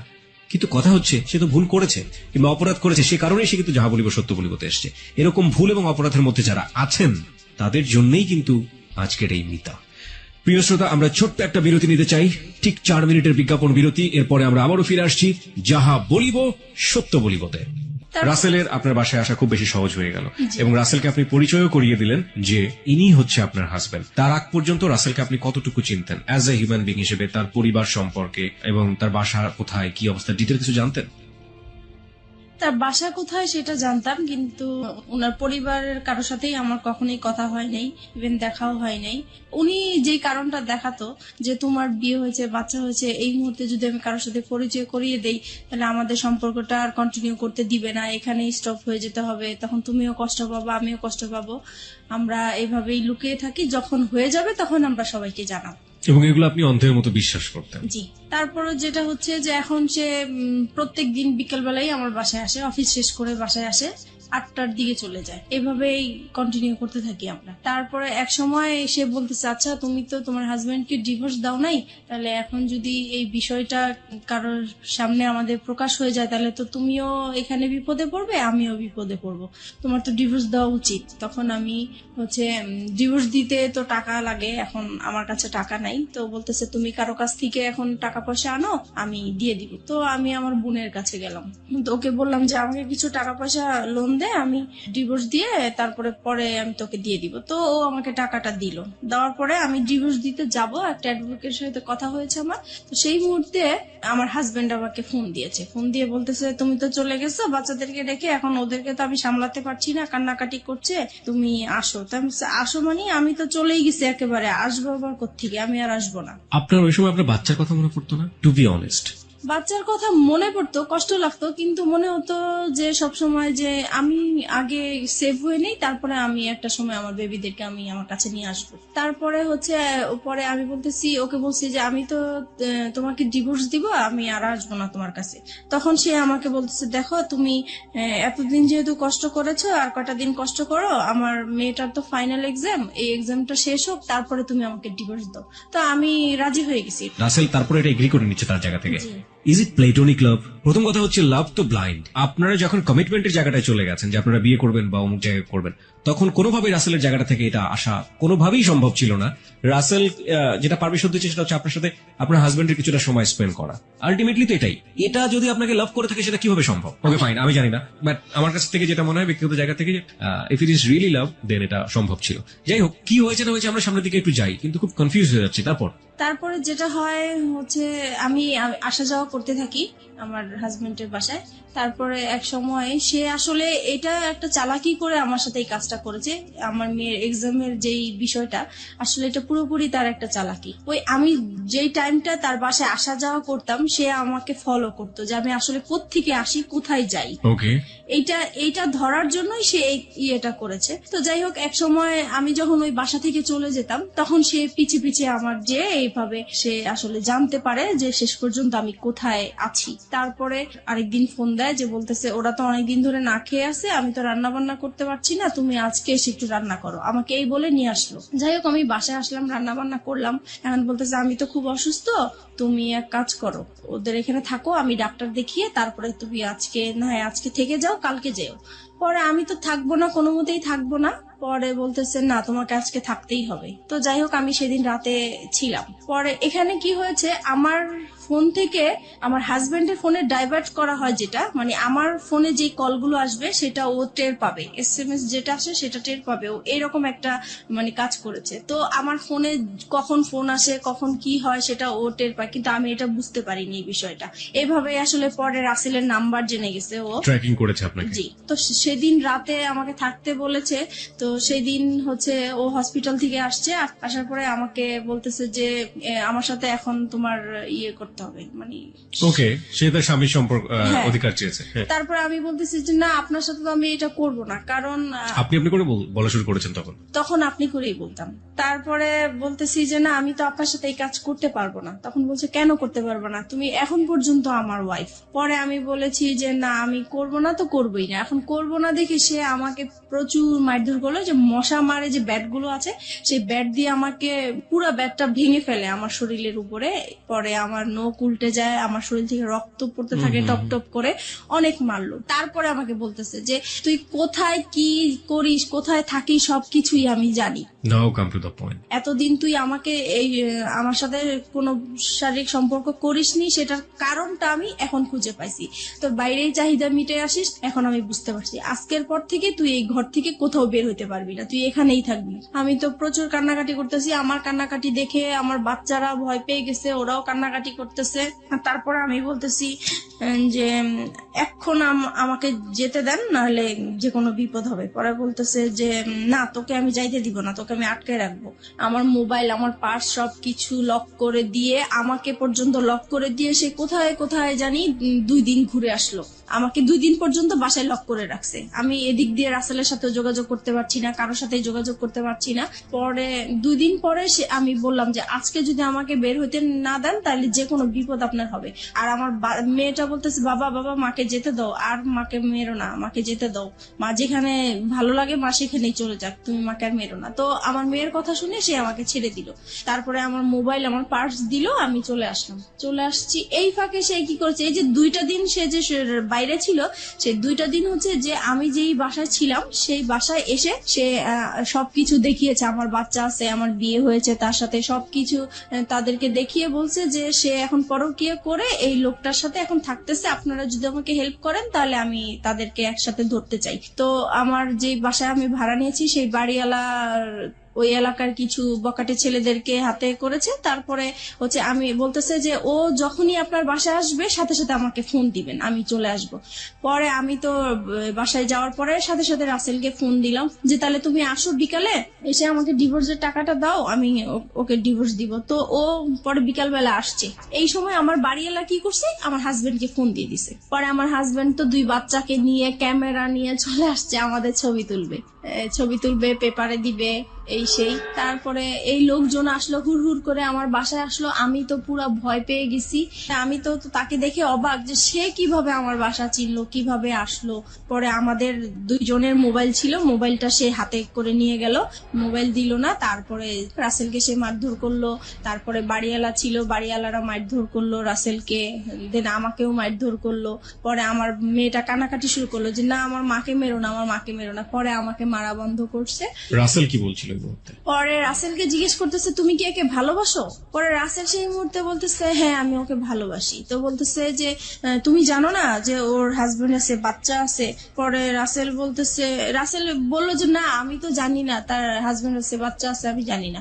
এটা কেমন করে হয়? তুমি তার সাথে হাজবেন্ডের মতো ছিলা, তুমি তার দেখেও তো মানুষ বুঝতে পারে যে তার বিয়ে হয়েছে কিনা, বাচ্চা হচ্ছে কিনা। পরে বললো যে হ্যাঁ আমি দেখেছি। তখন বলে এই তো তুমি 2 রকম কথা বলতেছো। পরে বলছে যে যাই হোক হয়েছে, আমি এখন ভালোবাসছি, এখন তুমি কি করতে চাও? পরে বলতেছে যে আমি কিছুই করতে চাই না। এখন ওই আমাদের বাড়িওয়ালার লোকেরা বলতেছে তাইলে তোমার সাথে ওর কি বিয়ে হয়েছে? এখন আমি বলতেছি হ্যাঁ আমাদের বিয়ে হয়েছে। কাদের বিয়ে হয়েছে? আপনার এবং রাসেলের? রাসেলের, কারণ আমি এখান থেকে বাঁচার জন্য বলতে চেয়েছি। আপনি বললেন যে রাসেলের সাথে আপনার বিয়ে হয়ে গেছে, মানে আপনার এক একজন এক এক রকমের কথা বলতেছেন, দিকবিদি খারা যাকে বলে। তারপর মানে ওই মুহূর্তে কি বলবো, কি বললে বাঁচতে পারবো, এটা আসলে বুঝতে পারছি। এবং সবকিছু হচ্ছে আপনার ছেলে মেয়েদের সামনে। জি। আপনার মেয়ের বয়স কত তখন? তখন আমার মেয়ের বয়স 9 বছর। কোন ক্লাসে পড়ে? তখন সে কেজি 1-এ পড়ে। ও তো মোটামুটি বোঝে তাহলে কি হচ্ছে। এবং আপনার ছেলে? আমার ছেলে তখন 2.5 বছরের। তারপরে হচ্ছে রাসেলকে জিজ্ঞেস করতেছে তোমরা কি বিয়ে করেছো? পরে আমি বলছি যে হ্যাঁ আমরা বিয়ে করেছি। তো বলছে বিয়ে করেছো তো কাগজপত্র দেখাও। তো বলছে কাগজপত্র তার সাথে নিয়ে ঘুরি না, কাগজপত্র অন্য জায়গায় আছে, আমরা পরে দেখাতে পারবো। পরে বলতেছে না এখনই দেখাইতে হবে। তো বলছে এখন তো দেখানো সম্ভব না। পরে বললো যে তুমি তোমার হাজবেন্ডকে ডিভোর্স দিছো? আমি বলছি না ডিভোর্স দেইনি। পরে তাহলে এটা কেমন বিয়ে? ডিভোর্স দাও নাই বিয়ে? এটা তো বিয়ে হয়নি আসলে। পরে যাই হোক এইভাবে মানে তর্ক বিতর্ক হতেই থাকে। পরে আমার হাজবেন্ড আবার এই দিক দিয়ে কি করেছে, আমার বোন আমার মাকে ফোন দিয়ে জানিয়েছে যে আপনার মেয়ে অ্যাক্সিডেন্ট করেছে, সে মারাই গেছে, এই কথা বলেছে। না তো আমার মা বোন তো আসবে না, এরকম ঝামেলার মধ্যে কখনোই আসবে না। তো এটা তো মারা গেছে শুনে মানে তারাও খুব অস্থির হয়েছিল। তারপরে তারা আসছে, এসে দেখে তো এই কাহিনী। পরে তো আমার বোন ওখানে সবার সামনে বোনের জামাই অপমান করলো যে তুমি এই টাইপের হতে পারবা, আমার বড় বোন হয়ে এরকম একটা কাজ করলা, কখনোই ভাবতে পারি নাই। তারপরে আমার বোনের জামাই যেটা মানে বুদ্ধি করলো যে এখন এখান থেকে বাঁচাতে হবে, এখন কিভাবে বাঁচানো যায়। তো বলছে যে এখন আমরা বিচার করব, হয় দুইজনকে পুলিশে দিব আর নয়তো বিয়ে দিয়ে দিব। এখন রাসেল বলতেছে না আমি ওকে বিয়ে করব না। পরে বলতেছে কেন বিয়ে করবেন না? আপনার ভালোবাসছেন, এতদিন ছিলেন, কেন বিয়ে করবেন না? পরে আমি ওকে বললাম যে কি ব্যাপার তুমি এইগুলো বলছো কেন? পরে ও আমাকে একপাশে আড়ালে ডেকে বলতেছে দেখো আমার এখান থেকে বাঁচতে হবে, এখান থেকে আমি যদি বাঁচতে পারি তুমিও বাঁচবা, এখানে আমাকে তুমি হেল্প করো, আমাকে যাওয়ার জন্য তুমি হেল্প করো। তারপরে আমি ওর কথা আবারও বিশ্বাস করলাম। তারপরে আমি পরে বলতেছি না আমরা বিয়ে করব না।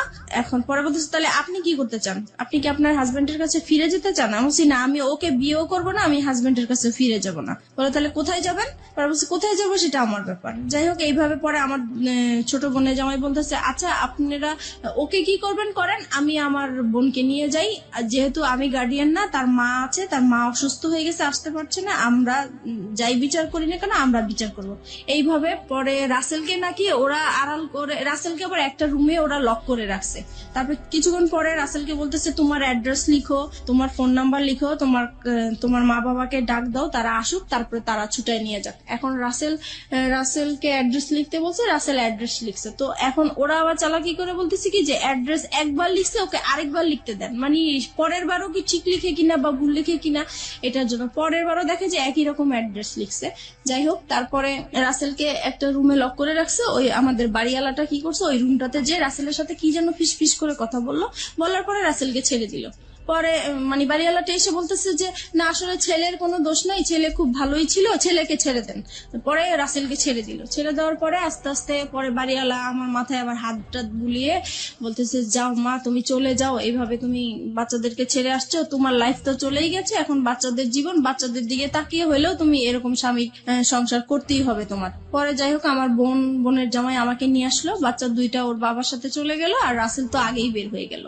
তারপরে আমি আমার মার বাসায় চলে আসলাম। এখন মার বাসায় আসার পরে আমি রাসেলকে ফোন দিলাম, পরপরই আমি রাসেলকে ফোন দিলাম যে দেখো তুমি এরকম কেন করলা, ওখানে তুমি আমাকে চিনোই না, এই না সেই না। তখন সে মানে খুব রাগী হয়ে আমাকে বলতেছে যে দেখো আমি তোমার সাথে এতদিন সম্পর্ক করছি, আমি তোমাকে সত্যিই ভালোবাসছিলাম, কিন্তু তোমার জন্য আমি এত বড় অপমান হবো আমি কখনোই কল্পনা করতে পারি নাই।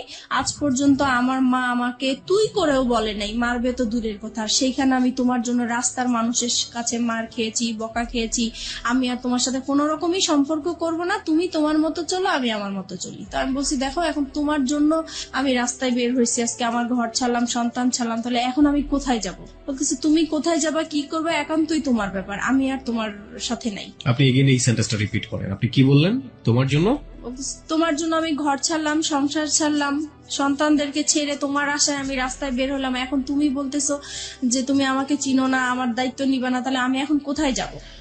আমরা এই সেন্টেন্সটা এখানে দুইবার বলেছি প্রিয় শ্রোতা। This is a very important sentence of this কি বলা যেতে পারে, রিভিল অফ ট্রুথ। আমরা ফিরে যেতে চাই আপনার কাছে, আবারও বলুন। হ্যাঁ তারপরে সে বলতেছে না আমার পক্ষে আর তোমাকে নিয়ে এগিয়ে যাওয়াটা সম্ভব না। তো বলছি যে দেখো যাই কিছু হয়েছে না কেন এটা সব মানুষ করেছে, আমার কাছ থেকে তো তুমি কোনো খারাপ আচরণ পাওনি এই পর্যন্ত। বলছে না পাইনি। আমি কই তাহলে তুমি কেন এরকম করতেছো আমাকে? বলে আমি এত কিছু জানি না, আমি এই কথাটাই শুধু বলবো তোমাকে যে তোমার সাথে আমার আজীবন একটা সম্পর্ক থাকবে, আজীবন কথা হবে, কিন্তু কোনোদিন দেখা হবে না। তোমার কোনো যদি বিপদ হয়, তোমার টাকা পয়সা লাগে, আমি তোমাকে সেই দিকে হেল্প করব, কিন্তু তোমার সাথে আর এখন পর্যন্ত আমি আর কোনো সম্পর্ক রাখতে চাই না, ভালোবাসার কোনো সম্পর্ক রাখতে চাই না, একটা ফ্রেন্ডশিপ হিসাবে যতটুকু করার আমি করব। তারপরে যাই হোক, সেই ফোনটা রেখে দিল, আমি আর তাকে ফোন টোন দেই নাই। আমার মন খুব খারাপ। এইদিকে মা আমাকে প্রচুর গালাগালি করতেছে, আমার ছোট বোন আমাকে গালাগালি করতেছে, আমার খুবই খারাপ লাগতেছে। শুধু মনে হচ্ছে যে আমার এখন মরে যাওয়াই উচিত, এছাড়া আর কিছু করা উচিত না। কিন্তু কি আর করবো বুঝতেছি না। একদিন পরে আমি তাকে আবার ফোন দেই, রাসেলকে ফোন দেই, খুব কান্নাকাটি করে আমি তাকে বলতেছি, দেখো যেভাবেই হোক তুমি আমাকে ভুল বুঝো না, তুমি এখন আমি কি করবো, আমি তোমাকে ছাড়া বাঁচবো না, তোমাকে এত ভালোবেসে ফেলছি, আমি তোমাকে ভুলতেও পারছি না, ভোলা সম্ভব না, আমি এখন কি করব, তুমি একটা উপায় আমাকে দাও, তুমি যেভাবেই হোক তুমি একটা কিছু করো। আর বলতেছে না, আমি আর কোনো মতেই তোমার সাথে সম্পর্ক কন্টিনিউ করতে চাই না। অনেক বুঝিয়েছি, সে কোনোভাবেই কিছু করবে না। যাই হোক, আমি পরে কি করব, বাসায় এইভাবেই আসি। মা আমাকে বলতেছে যে তুমি এখন আমার ঘর থেকে বের হয়ে যাও, তোমার মতো মেয়ে আমার দরকার নাই। যেখানে আমাদের এই এলাকার মধ্যে কোনোদিন কেউ একটা খারাপ কথা বলতে পারে নাই, আজকে তোমার জন্য এলাকা তোমার হাজবেন্ড যখন আইসা বলছে যে তুমি মারা গেছো, আমি রাস্তায় ছিলাম, সেই রাস্তার মধ্যে আমি অজ্ঞান হয়ে পড়ে গেছি, সেখানে মানুষজন জিজ্ঞেস করছে কেন এরকম হয়েছে, সবাই জেনে গেছে, এখন আমি এই মুখ আমি কিভাবে দেখাবো, তোমার জন্য আজকে আমি এত অপমান হলাম, আমি তোমার মতো মেয়ে আমার দরকার নাই, এরকম বললো। পরে এখন আমি ভাবছি কি মার রাগ উঠেছে, হয়তো রাগ কমে গেলে পরে ঠিক হয়ে যাবে, কিন্তু না, একদিন দুদিন হয়ে গেল, সে আমার সাথে কোনো কথাও বলে না, আমি খেয়েছি কিনা সেটাও জিজ্ঞেস করে না। পরে আমার কাছে খুবই খারাপ লাগলো। পরের দিন সকালবেলা সে কি করলো, আমার যত জিনিসপত্র আছে সবই সে ঘর থেকে বের করে দিল। এখন আমাকেও বলতেছে যে এখন বের হয়ে যাওয়ার জন্য। পরে শেষ মুহূর্তে আমি আবার রাসেলকে ফোন দিলাম যে দেখো, আমি তো মার বাসায় আশ্রয় নিলাম, এখন মাও আমাকে বের করে দিচ্ছে, এখন আমি কি করব? বলে তুমি কি করবে এটা তোমার ব্যাপার, তুমি আজকের পর থেকে আমাকে আর ফোন দিবা না। তারপরে এইভাবে এখন আমি কি করব, পরে শেষ পর্যন্ত আমি আমার হাজবেন্ডকে ফোন দিলাম। এখন চিন্তা করলাম যে আমার তো আর কোথাও যাওয়ার জায়গা নাই, এখন আমার সেইখানে ছাড়া আর কোথাও যাওয়ার জায়গা নাই, কি করব এখন? পরে ওকে ফোন দিলাম, ও বলতেছে যে তুমি এখন কি করতে চাও? এখন বলছি যে আমি আপনার সংসারে ফিরে যেতে চাই। বলছে যে ঠিক আছে, তাহলে আসো, তোমার জন্য তো আমার রাস্তা সবসময় খোলা।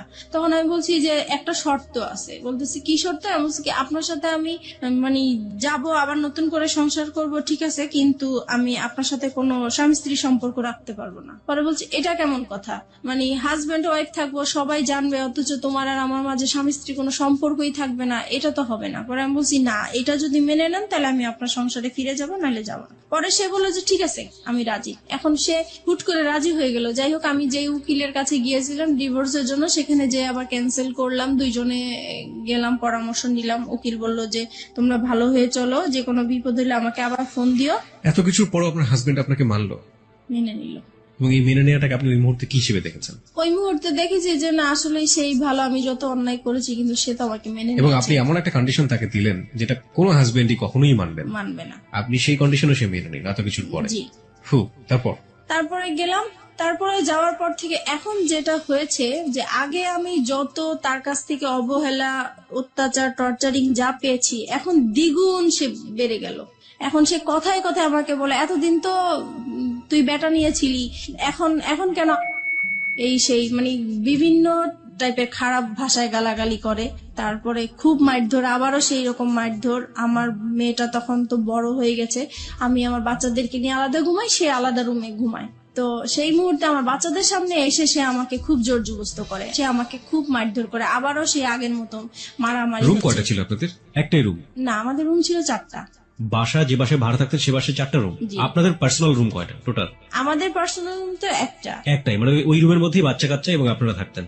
না, আমি আমার বাচ্চাদেরকে নিয়ে থাকতাম আর ও আলাদা রুমে থাকতো। তার মানে দুটো রুম ছিল আপনাদের? জি। তাহলে এই যে এই কাজগুলো যখন হয় বা এরকম যখন, তখন বাচ্চা কাচ্চাদের সামনে মারধর কেন করবে, বা বাচ্চা কাচ্চাদের সামনেই কেন এই ডিমান্ড গুলো আসবে? সে মানে আমাকে বলতো তার রুমে যাওয়ার জন্য, আমি যেতাম না, তাই তখন আপনার রুমে চলে আসতো? আমার রুমে চলে আসতো।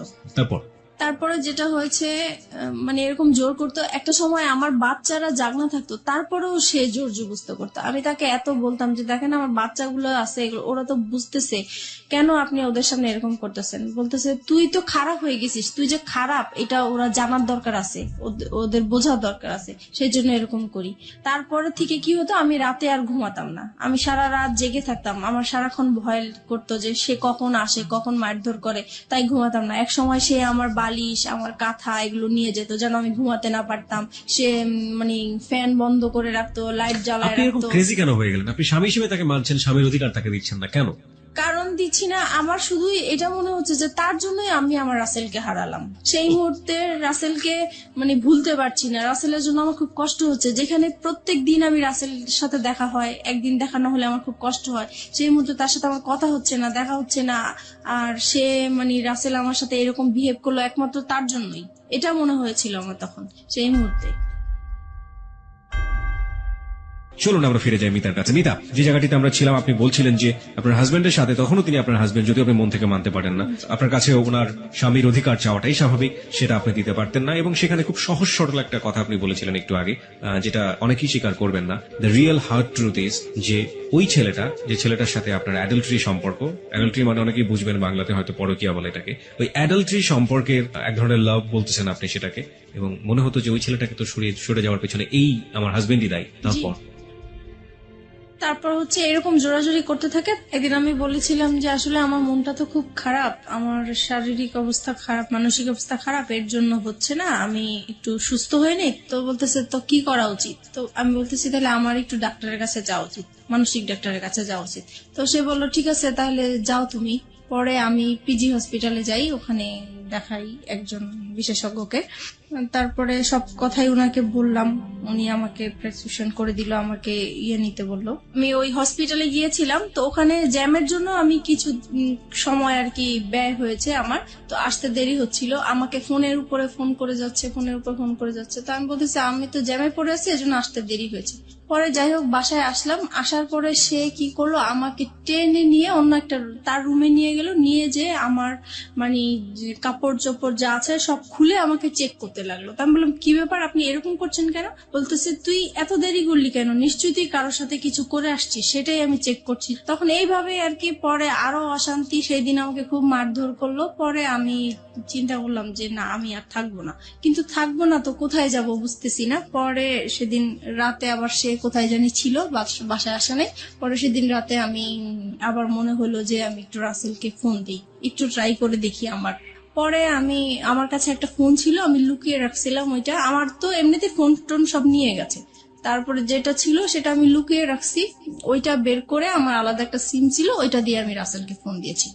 পরে ফোন দেওয়ার পরে রাসেল কি করলো, মানে খুব কান্নাকাটি, মানে কান্না কান্না কণ্ঠে সে আমার সাথে কথা বললো, আর আমি তো কান্না করতেছি। পরে আমি বলতেছি যে কি ব্যাপার, কেমন আছো? তো সে বলতেছে যে আমি তো ভালো নাই, তোমাকে ছাড়া আমি কিভাবে ভালো থাকবো? তো এটা শুনে আমার আরো বেশি কান্না হলো, কারণ তার প্রতি এখনো আমার ভালোবাসা আছে। তো আমি বলছি কি ব্যাপার, তুমি এরকম কথা বলছো কেন? তোমার জন্যই তো আজকে আমি এখানে চলে আসছি, তুমি কেন এই ধরনের কথা বলতেছো? বলে যে আমি তো তখন বুঝতে পারি নাই, তুমি চলে গেলে আমার এতটা কষ্ট হবে, আমি আসলেই খুব কষ্টে আছি। তো বলছি দেখো আমিও তো কষ্টে আছি, আগে যেরকম যন্ত্রণা করতো তার চাইতে এখন আরো বেশি বেড়ে গেছে, তাই আমি থাকতে পারছি না। পরে বলতেছে তাহলে তুমি এক কাজ করো, তুমি আর একটা মাস থাকো, একটা মাস পরে আমি তোমাকে যে কোনো একটা কিছু করব। তো আমি বলছি দেখো আমার কাছে, আমি যদি একটা মাস থাকি তাহলে আমার এখানে লাশ বের হবে, আমি আর থাকবো না, ও যেভাবে আমাকে টর্চার করতেছে। পরে বলতেছে তাহলে তুমি কি করতে চাও? এখন আমি বলছি কি দেখো আমি ওকে আজকেই বের হয়ে যেতে চাই, বের হয়ে ওকে আমি একটা ডিভোর্স দিয়ে দিব সাথে সাথেই। তারপরে আমি কারো কাছে ধরো এক মাস, তুমি যেহেতু সময় নিতে চাচ্ছ, এক মাস আমি কোথাও আশ্রয় নিব, তারপরে তুমি যেটা করবে আমি সেটাই প্রস্তুত থাকবো। পরে বলতেছে যে ঠিক আছে তাহলে তুমি যেটাই করো ভেবে চিন্তে করো।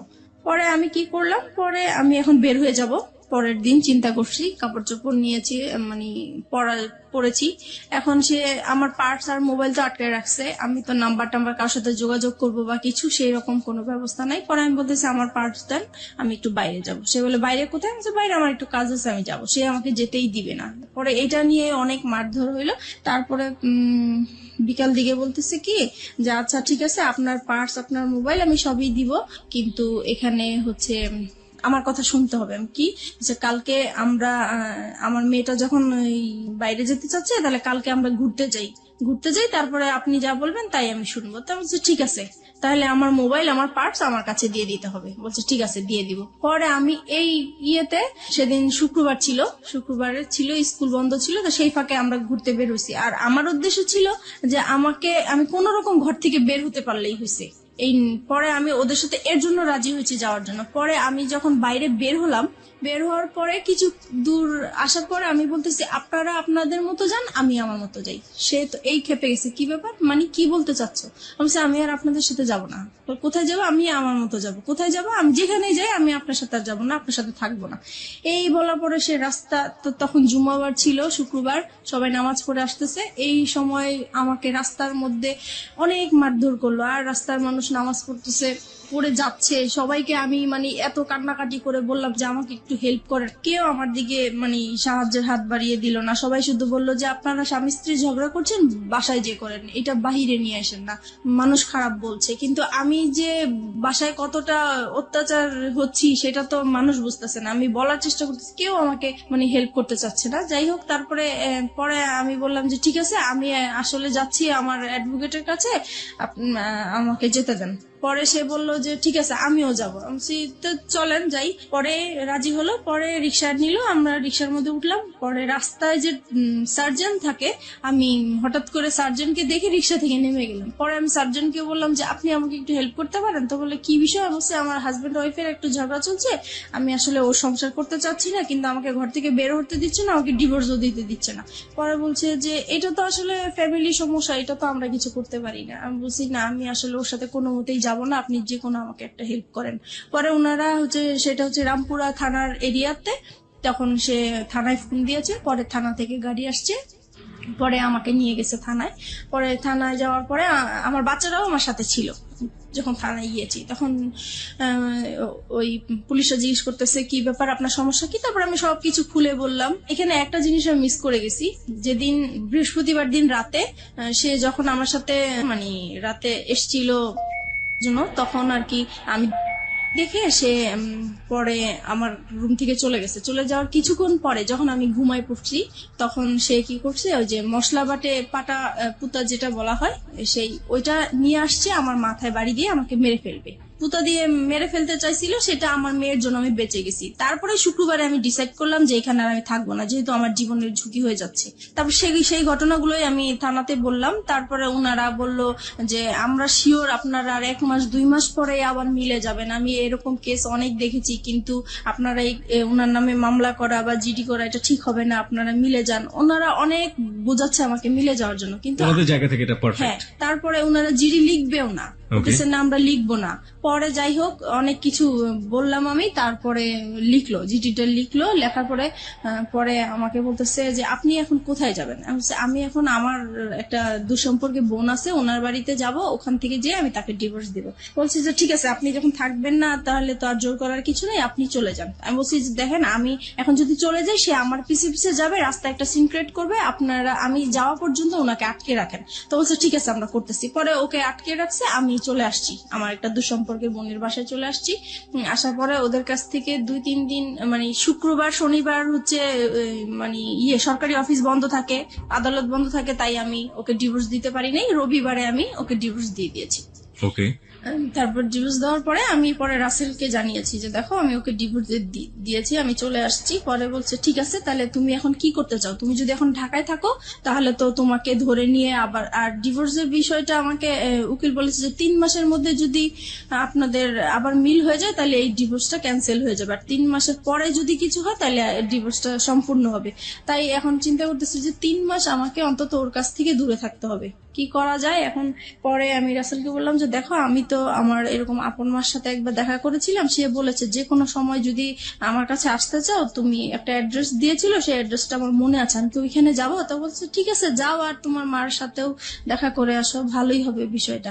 তো আমার মার বাড়ি আর দাদা বাড়ি কাছাকাছি ছিল, কিন্তু দাদা বাড়ি আমি যাই নাই, কারণ হচ্ছে যে আমার প্রত্যেকটা কাগজপত্রের মধ্যে আমার দাদা বাড়ির অ্যাড্রেস ছিল। সে ভালো, আমার হাজবেন্ড ভালো করেই জানে যে ওই অ্যাড্রেসটা। আমার চিন্তা ছিল ওখানে গেলে আমাকে খুঁজে বের করে ফেলবে, এরকম কিছু মনে হয়েছিল আমার কাছে, সেজন্য আমি আমার দাদা বাড়ি যাইনি, আমার নানা বাড়িটা খুঁজে বের করছি। খুঁজে বের করার পরে গিয়েছি ওখানে। সবাই আমাকে প্রায় অনেক বছর পরে আমাকে দেখেছে, সবাই ছোট দেখেছে, কেউ চিনতেও পারে নাই। যাই হোক, পরিচয় দেওয়ার পরে সবাই খুব কান্নাকাটি করলো, এত বছর পরে তোমাকে দেখলাম, আমরা আশাও করি নাই। ওখানে ছিলাম, ভালোই ছিলাম কিছুদিন। হঠাৎ করে সে আমাকে মানে কিভাবে জানি জানতে পারলো আমি ওখানে আছি। তারপরে সে আমার নানা বাড়িতে আমাকে খুঁজতে গেল। পরে মানে আপনার হাজবেন্ডের নাম কি ছিল? আমার হাজবেন্ড নাম জামান ছিল। জামান, মানে জামানই খোঁজটা পেল, রাইট? ওকে, তারপরে সে আমার মামা বাড়ি গেল, যাওয়ার পরে ওখানে যে, আর গ্রাম সাইডটা হচ্ছে এরকম যে মেয়েরা স্বামী ছেড়ে অন্য কোথাও চলে যাবে, এটা খুবই একটা খারাপ চোখে দেখে এবং বাতাসের আগে কথা ছড়ায়। জি, right. So we know the situation, ultimately কি হলো? আলটিমেটলি সে ওখানে যে আমার মামাকে বলল যে আমি অন্য একটা ছেলে হাত ধরে চলে আসছি, এই সেই পুরো ডিটেল কাহিনী যেটা বললো, দ্য রিয়েল স্টোরিটাই বলেছে সে ওখানে। তার পরে গিয়েছে ব্যাপারটা, কারণ পৃথিবীর কেউ এটা বিলিভ করবে না, এবং মেয়েটার যে আসলে কোনো কারণ থাকতে পারে ওখানে যাওয়ার, সেটাও সে কেউ মানতে চাইবে না, যেমন ভাবে মানতে চাচ্ছে না ফেসবুকের অসংখ্য শ্রোতা। ওই তো গ্রামে সবাই আর কি আমাকে খারাপই বলছে। তারপরে আমার মামা শুধু একটাই বললো যে দেখো, তুমি যদি কোনো না কোনো ভাবে অশান্তি যদি নাই করে থাকো, তাহলে সে এত বছর পরে 2টা বাচ্চা ফেলে কেন বের হবে? বুঝলাম তার অপরাধ আছে। আচ্ছা যাই হোক, তুমি যদি তোমার মা বাবাকে এখানে আমাদের কাছে নিয়ে আসতে পারো আর আমাদের কাছে সরি বলবা, আর এরকম কখনোই এরকম কিছু হবে না যদি বলো, তাহলে আমি তোমার কাছে উঠাই দিব। The big point and the question is, শান্তির জন্য সে রাসেলের হাত ধরেছে। শান্তি কি সে শেষ পর্যন্ত পেয়েছে? আমরা অনুষ্ঠানের শেষের দিকে চলে আসছি ধীরে ধীরে। ওকে ফাইন, আমি রাসেলের প্রসঙ্গে স্ট্রিক্ট থাকতে চাই। রাসেলকে আপনি তো ডিভোর্স দিয়ে দিলেন, তারপরে কি আপনি বললেন যে এবার আমাদের বিয়ে করা উচিত? রাসেলকে হ্যাঁ বলেছি, তো সে তখন বলেছে সে কি বলে? তখন বলেছে যে 3 মাস পার না হলে তো করতে পারবে না। ফাইন, 3 মাস পরে কি হলো? তারপরে হচ্ছে পরে আমি বলতেছি দেখো আমার তো কিছু সমস্যা আছে, লোন আছে, এখন আমি লোনগুলা শোধ করতে হবে, তাছাড়া ফ্যামিলিতে এখন আমি খুব বিপর্যয় অবস্থায় আছি, এখন আমি বিয়েটি করতে পারবো না, আরো কিছু পরে করব তোমাকে। সেটা কতদিন পরে? সেটা বলতেছে সেটা 6 মাস হতে পারে, 1 বছর হতে পারে। পুরোপুরি অনিশ্চয়তা। জি। ততদিনে কি আপনার ছেলে মেয়েগুলো কি আপনার কাছে থাকে নাকি আপনার জামানের কাছে? জামানের কাছেই থাকে। 3 মাস পরে, মানে ডিভোর্স হয়ে যাওয়ার 3 মাস পরে, আলটিমেটলি যখন ডিভোর্সটা অ্যাক্টিভ হয়ে গেল, তাই তো? তখন আপনি কি করছিলেন? তখন আমি হচ্ছে মানে জায়গায় জায়গায় আশ্রয় নিয়ে বেড়াচ্ছি, যেহেতু আমার নানা বাড়ি চিনে ফেলেছে, নানা বাড়ি আর থাকা যাবে না, সেজন্য আমি আমার মা থাকতো ঢাকায় গাজীপুরে চলে গিয়েছি। তারপরে গাজীপুরে যাওয়ার পরে ওখানেও সে বের করে ফেলেছে। আর ওখানে একটা ইতিহাস হয়েছে, যেটা হচ্ছে যে আমার মার যে দ্বিতীয় হাজবেন্ড, ওনার সাথে আমার এক্স হাজবেন্ডের আর কি একটা ভালো সম্পর্ক হয়ে গেছে। আর আমার হাজবেন্ড হচ্ছে তাকে টাকার লোভ দেখিয়েছে যে আপনি যদি ওকে আমার হাতে তুলে দিতে পারেন তাহলে আপনাকে টাকা দিব। আপনার হাতে তুলে, মানে ওর হাতে তুলে দিলে লাভটা কি হবে? ও কি করতে চায় আপনার সঙ্গে? আমার সাথে মানে সে সংসার করবে। এখনো সে সংসার করবে? এখনো সে সংসার করবে, মানে ডিভোর্স হয়ে যাওয়ার পরও সে সংসার করবে। কেন করবে সেটা আমি জানি। সে সবাইকে কস দেখায় যে 2টা বাচ্চার জন্য হলেও আমি তাকে নিতে চাই, সে যত কিছুই করুক না কেন, আমি 2টা বাচ্চার জন্য হলেও সংসার করতে চাই। ওকে। পরে উনি এরকম আর কি। আর তারপরে এই যখন ওনাকে টাকার লোকটা দেখিয়েছে, তারপর থেকে ওই লোকটা আমাকে সবসময় জ্বালাতন করতো, বলতো চলে যাও, তুমি থাকতে পারবে না আমার বাসায়, এই সেই অনেক যন্ত্রণা করতো। পরে একটা সময় আমার আর ওইখানে থাকা হতো না, আমি খুব কষ্ট পেতাম। পরে আমি চিন্তা করলাম যে আমি এখন কোথায় যাব, সবকিছুই তো হারিয়ে ফেললাম, কার কাছে এখন যে আশ্রয় নিতে পারি। তখন আমার মাথায় একটা জিনিস আসলো যে আমি এখন পর্যন্ত আমার বাবার কাছে যাইনি, আমার বাবার আশ্রয়টা বাকি আছে, আমি সেখানে যাব। পরে আমি বাবাকে খুঁজে বের করলাম, পরে বাবার কাছে আমি আশ্রয় নিলাম।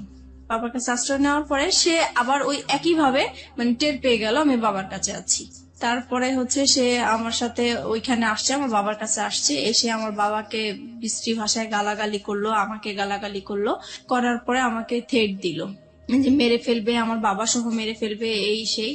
পরে আমি আবার জিডি করতে গেলাম ওর নামে, যেহেতু আমাকে থ্রেট দিচ্ছে আমি এখন ওর নামে জিডি করব। পরে আমি রামপুরা থানায় আবার গেলাম, যাওয়ার পরে বলতেছে যে আপনি এখন যে এরিয়ায় আছেন ওই থানায় যেয়ে বলবেন, এখন আর আমাদের কোনো কাজ নাই। তারপরে আমি এখন যে এরিয়া আছি ওই থানায় গেলাম, ওই থানায় যাওয়ার পরে সে আর কি আমাকে জিডিটা লিখলো। তারপরে বলতেছে যে এবার আচ্ছা আমরা তো জিডি লিখছি, আমাকে চা খাওয়ার জন্য পয়সাটা দেন, কিছু পয়সা দেন। পরে বলতেছি যে দেখেন আমার কাছে তো কোনো পয়সা নাই, আমার অবস্থা খুবই খারাপ। তো বলতেছে আপনাকে দেখে তো মনে হয় না যে আপনার কাছে পয়সা নাই, দেখেন পুলিশ ঘুষ চাচ্ছে। জি। তো আমি বলতেছি দেখেন সত্যিই আমার কাছে পয়সা নাই। বলে পয়সা না থাকলে আপনি এত পাংপুং করে বেড়ান কেন?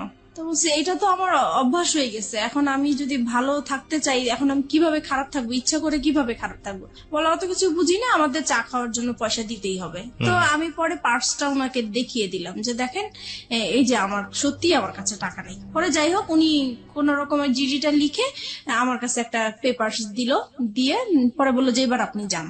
পরে বলতেছে আচ্ছা আরেকটা পরে লাস্টের দিকে ডেকে বলতেছে আপনার হাজবেন্ড আপনাকে কোথায় এরকম করছে, রাস্তায় হয়রানি করেছে। তা বলছে এটা এয়ারপোর্ট এলাকায় করেছে। বলতেছে তাহলে আপনি এক কাজ করেন, আপনি এয়ারপোর্টে একটা যায় জিটি করেন ওনার নামে।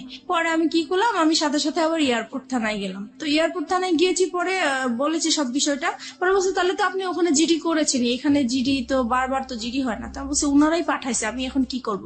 পরে দেখি আপনার জিডি পেপারটা দেখি, তো ওই এসআইটা পেপারটা দেখে বলতেছে আপনার তো জিডি কমপ্লিট হয় নাই। আমাকে কেন? বলছে না এটা তো থানার সিল থাকবে এবং আপনার এইটা কে হ্যান্ডেল করবে সেই অফিসারের নাম থাকবে, কিন্তু এখানে তো কিছুই নেই। বলে আসলে আমার কাছে উনি টাকা চেয়েছিল তো আমি দিতে পারিনি, হয়তো বা এটা হয়েছে। পরে উনি আবার ওই থানায় ফোন দিল, তারপর ওনাদেরকে বললো কেন আপনারা এই কাজটা করলেন, তাড়াতাড়ি ওনার কাজটা কমপ্লিট করেন। পরে আমাকে আবার পাঠালো। পরে ওখানে বড় কর্মকর্তা যে ছিল সে আমাকে সরি টরি বলে তারপরে আমার কাজটা কমপ্লিট করে দিল, জিডি করে দিল। এইভাবেই পরে আমি আসছি, পরে শুনতে পারছে যে তার নামে আমি জিডি করছি। সে আবার আমার হাজবেন্ড, এক্স হাজবেন্ড, উনি এসে আবার আমাকে ভয় দেখাল, হ্যাঁ জিডি করেছিস তো কি হয়েছে, আমি তোকে রাস্তায় খুন করে ফেলবো, অ্যাক্সিডেন্ট করাই দিব, এটা করবো সেটা করবো, আমার তোর থানার জিডি করছে, আমার কিছুই হবে না, কোনো যায় আসবে না। সে ভয় দেখাচ্ছে আমাকে, আমি যেন জিডিটা উঠাই নেই। তো আমি বলছি যে না, কখনোই আমি জিডি উঠাবো না, আমি জিডি করেছি কেন উঠানোর জন্য উঠাবো না। তারপরে এইভাবেই হচ্ছে আমি ওখানে ওদেরকে সময় দিচ্ছি কাজের জন্য। এইভাবেই পরে একটা সময় আমি কাজ পাই, আমি আলাদা বাসা নেই, এখন বাসা যাব। এই সময় আমার বাবা একদিন রাত্রেবেলা খুব অসুস্থ হয়ে যায়। অসুস্থ হওয়ার পরে আমার বাবা ব্রেন স্ট্রোক করে মারা যায়।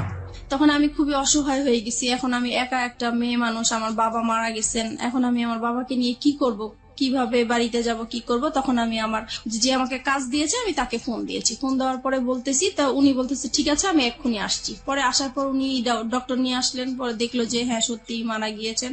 পরে যাই হোক উনি আমাকে টাকা পয়সা দিল, আমি আমার বাবার লাশ নিয়ে বাড়িতে গেলাম, মাটি টাটি দিয়ে তারপরে আমি আসলাম। এখন আসার পরে আমি নতুন বাসায় উঠে গেলাম।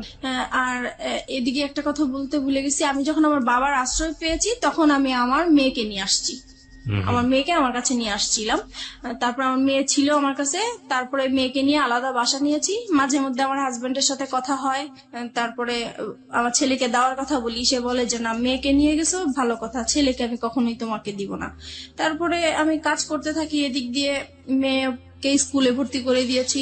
আমি আপনাকে কিছু কোশ্চেন করবো এই মুহূর্তে, কোশ্চেন গুলো খুব ছোট ছোট করে আমি জানতে চাই। প্রথম কথা হচ্ছে যে আপনি শেষ পর্যন্ত ছেলে এবং মেয়ে দুটো পেয়েছেন আপনার কাছে, রাইট? পেয়েছি। এটা কি আপনি আইডি লড়াইয়ের মাধ্যমে পেয়েছেন নাকি আলটিমেটলি কোনো ব্যবস্থা করে তাদেরকে নিয়ে না, এসেছেন? ওই যে আমার বসরা যে পাওয়ারফুল, ওনাদেরকে পাওয়ার দেখিয়ে মানে ওদেরকে নিয়ে বসরা পাওয়ারফুল মানে আমার বস তো রাজনীতির সাথে জড়িত। মানে আপনি আলটিমেটলি যেখানে কাজ করতেন বা যে ধরনের যার কাছ থেকে সাপোর্ট পেতেন তিনি রাজনীতির সাথে জড়িত ছিলেন, তিনি আপনাকে এমনি এমনি সাহায্য করতেন? জি। এমনি এমনি কি ওই দুনিয়া আজকালকে সাহায্য করে? এবং তাও আপনার মতো মানুষই কেন করতে যাবে সে সাহায্য? উনি একটা অসহায় মেয়ে মানুষ হিসেবে আমাকে সাহায্য করেছে।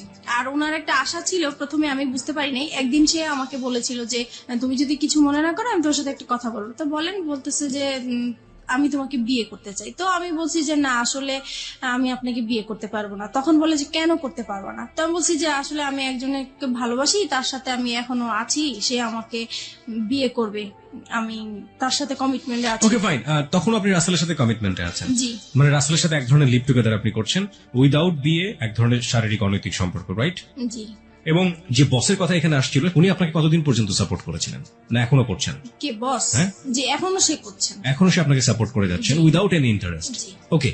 এবং তার সাহায্যে, তার রাজনৈতিক ক্ষমতার বলেই আপনি আপনার মেয়েটাকেও ছেলেটাকেও দুজনকে আপনার কাছে রেখেছেন। জি। ওকে, রাসেল এখন কি বলে? আমাকে রাসেলের শেষ অবস্থাটা বলেন। রাসেলের সাথে এখন আমার সম্পর্ক মোটামুটি নাই বলা চলে। নাই বললেই চলে। কেন? কারণ সে আমার একটা ফল্ট পেয়ে, মানে আসলে এটা ফল্ট না, কিন্তু সে ফল্ট ধরে জাস্ট আমাকে বলতেছে তোমার এই ফল্টের জন্য আমি আর তোমার সাথে সম্পর্ক রাখবো না। ফল্টটা হচ্ছে যে আমি যেহেতু বাইং হাউসের কাজ করি, আমার বাইরেদের সাথে কন্ট্যাক্ট করতে হয়, বাইরেদেরকে মেসেজ পাঠাতে হয়। তো একটা মেসেজ অবশ্য আমি ব্যক্তিগতভাবে পাঠিয়ে ফেলছিলাম, তো সেই মেসেজটা সে দেখেছে, দেখার পরে সে ওইটাকেই ফল্ট মনে করেছে। তো বলতেছে আমি তোমাকে কাজ করার জন্য সুযোগ দিয়েছি। জীবনে কোনোদিন সে আপনাকে সে ধরনের কথা বলেছে যে একজন মানুষকে ভালোবেসে সংসার করে তাকে ছেড়ে আসছো, আমাকেও যে ছেড়ে যাবা না, তার কোনো কি নিশ্চয়তা আছে? কখনো কি আপনাকে সেই ধরনের কোনো কথা বলেছে, রেগে হোক বা অন্য কোনো ভাবে হোক? না, এইটা আমাদের সম্পর্ক যতদিন ভালো ছিল ততদিন এই কথাটা সে বলে। ভালো মন্দের জায়গাতে আমি যেতে চাই না, আমি শুধু বলতে চাই যে তার মুখ থেকে কখনো আপনি এই ধরনের কথা শুনেছেন কিনা? লাস্টের দিকে শুনেছি। লাস্টের দিকে শুনেছেন। This is the real fact. Okay, যেটা হচ্ছে যে রাসেল এখন কি বাংলাদেশে আছে, মানে আপনার আশেপাশে আছে? না, রাসেল এখন বাংলাদেশেই নেই। বাংলাদেশেই নাই? কোথায় আছে সে? সে এখন আমেরিকায় আছে। আমেরিকাতে আছে। শেষ পর্যন্ত আপনি কি জেনেছেন তার সম্পর্কে, তার ফ্যামিলি সম্পর্কে? সে লাস্টে আমাকে যখন সে যেদিন চলে যাবে সেদিন আমাকে ফোন দিয়ে বলতেছে, দেখো ওই ফোন টোন বা SMS ওগুলো আসলে কিছুই ছিল না, তুমি আমাকে সরাসরি যদি তোমাকে বলি আমি বাইরে চলে যাচ্ছি, আমাকে তো যেতে দিবে না, তাই আসলে ওইরকম কিছু বলা হয়েছে। এখন যেটা হচ্ছে যে আমি চলে যাচ্ছি। সে আমার কাছে লুকিয়েছে পুরো বিষয়টা। সে বলেছে যে সে ভিজিট ভিসায় যাচ্ছে, কিন্তু কানাডায় যাচ্ছে এই কথা বলতেছে। আমি 3 মাস পরে চলে আসবো, 3 মাস পরে তুমি যা বলবো আমি তাই শুনবো, আমি তোমাকে ছাড়া থাকতে পারবো না। তো এইভাবেই পরে কথাই হচ্ছে, উনি বাইরে থেকেও আমার সাথে কথা বলছে। হঠাৎ একদিন আমার কেন জানি মনে হইলো যে সে আর মানে আমার সাথে নাই, কেমন জানি সে আলাদা। বাইরে যাওয়ার পরে একটু ফোন কম করে, তারপরে মাঝখানে সে বলছে যে দেখো তোমাকে বলছি, তুমি যদি কোনো ব্যবস্থা ভালো কিছু পাও, ভালো কোনো অফার পাও, তুমি চলে যাও, আমার আশায় থেকো না। আর যদি আমার আশায় থাকো তাহলে হবে কি হবে না এর কোনো গ্যারান্টি আমি দিতে পারবো না, এখন সবকিছু তোমার উপরে। তো এটা বলার পরে আমার খুব খারাপ লাগছিল। পরে যেভাবেই হোক আমি কোনো না কোনো ভাবেই তার একটা খোঁজ নিয়েছি। তারপর তার বোনের একটা নাম্বারে আমি ফোন দিয়েছি। ফোন দেওয়ার পরে আমি তার ফ্রেন্ড হিসেবে কথা জিজ্ঞেস করতেছি যে রাসেল কোথায়, রাসেলকে তো অনেকদিন ধরে পাচ্ছি না, ফোনে কোথায় গেছে। তখন সে বলল যে আমার ভাই তো আমেরিকায় চলে গেছে। তো আমি বলছি আমেরিকায় কেন হঠাৎ করে চলে গেল? বলে ও তো ওর ওয়াইফের কাছে চলে গেছে। তখন আমি শর্ট হয়ে গেছি কথাটা শুনে। তারপরে আমি বললাম যে ওয়াইফ মানে সে কবে বিয়ে করেছে? বলতেছে সে তো 3 বছর আগে বিয়ে করেছে। তো বললাম ওনার ওয়াইফের নাম কি? তখন যেই নামটা বললো সেই নামটাতে আমি আগে থেকেই পরিচিত, কারণ আমাকে বলেছে এই নামের মেয়ের সাথে ও প্রেম করেছে, দেন ওদের ব্রেকআপ হয়ে গেছে, কিন্তু আসলে ওইটাই ওর ওয়াইফ ছিল। আর যখন ব্রেকআপ হয়ে গেছে তখনই ওর বউ বাইরে চলে গিয়েছিল, সেই টাইমটা সে আমার সাথে পাস করেছে। এখন বুঝতে পারছি যে সে মানে আসলে টাইম পাস করার জন্যই আমার সাথে রিলেশন করা। এত বড় ভুল একজন মানুষ কখন করতে পারে? মানে আমি ঠিক জানি না, ভালোবাসলেই বোঝা সম্ভব না। লাভ রানস ব্লাইন্ড একটা কথা আছে যে ভালোবাসা হচ্ছে অন্ধ, এবং একটা মানুষকে কতটা অন্ধ করে দিলে একটা মানুষ এই কাজটা আসলে আমি ওর ভালোবাসার অন্ধ ছিলাম। ও এরকম কিছু কথা বলতো যা আমার কাছে খুবই মানে ভালো লাগতো এবং বিশ্বাসযোগ্য ছিল। আর যেহেতু ওকে আমি বারবার বলেছি আমি এই সমস্যাগুলো আমার হাজবেন্ডের কাছ থেকে পেয়েছি, দেন ও আমাকে মানে সবসময় ফ্রিডম দিত, সবকিছু আমি যা বলতাম তা মেনে নিত সবকিছু। এখন আপনি তো বুঝতে পারছেন যে কেন মেনে নিত। জি, কারণ তার ওয়াইফ ছিল, এটা তার জন্য একটা বোনাস ছিল। কিন্তু আমি কখনো বুঝতে পারিনি, কারণ সে রাতের পর রাত আমার সাথে কথা বলেছে, সে সারাদিন কথা বলেছে, ইভেন কি প্রত্যেক দিন আমরা দেখা করেছি আমার বাসায় এসে। আমি কখনো বুঝতেই পারি নাই যে সে ম্যারিড পার্সন হতে পারে। রাইট, ম্যারিড পার্সন না হলেও আপনার জন্য এটা একটা ভুল ছিল। সে আপনাকে বিয়ে করেনি, আপনাকে কমিটমেন্ট দিয়েছে, কমিটমেন্ট রাখেনি। This are all fault. Lastly কি অবস্থা বলেন তো আপনি ওকে? লাস্ট যেটা হচ্ছে এখন সে মানে আমি যে জানতে পেরেছি তার বিষয়গুলো আমি তাকে জানতে দেই নাই, বুঝতে দেই নাই। আমি এখনো তার সাথে কথা বলে যাচ্ছি। এখন আপনি তাকে লাভ করেন? এখনো তাকে লাভ করি, এবং আমার মানে এখনো মনে হচ্ছে যে আমি তার জন্য সারা জীবন অপেক্ষা করে যাব। কেন? কারণ তাকে আমি অন্ধের মতো ভালোবাসি। এই জায়গাটায় যদি পাবলিক আপনাকে গালি দেয়, গালমন্দ করে, আমার কিচ্ছু বলার নেই। I will inspire them to be honest. But আপনি যে কারণে আজকে এখানে এসছেন, ভুলের জায়গাটাতে আপনার ভুলটা কোথায় ছিল সেই জায়গাটা আমি আপনাকে স্যালুট করি। এই ভুলের জায়গাটা আপনি একেবারে শেষের দিকে এসে আমাদেরকে আরেকবার স্মরণ করিয়ে দিন। আপনি কি মনে করেন আপনার ভুলটা কোথায় ছিল, অপরাধটা কোথায় ছিল?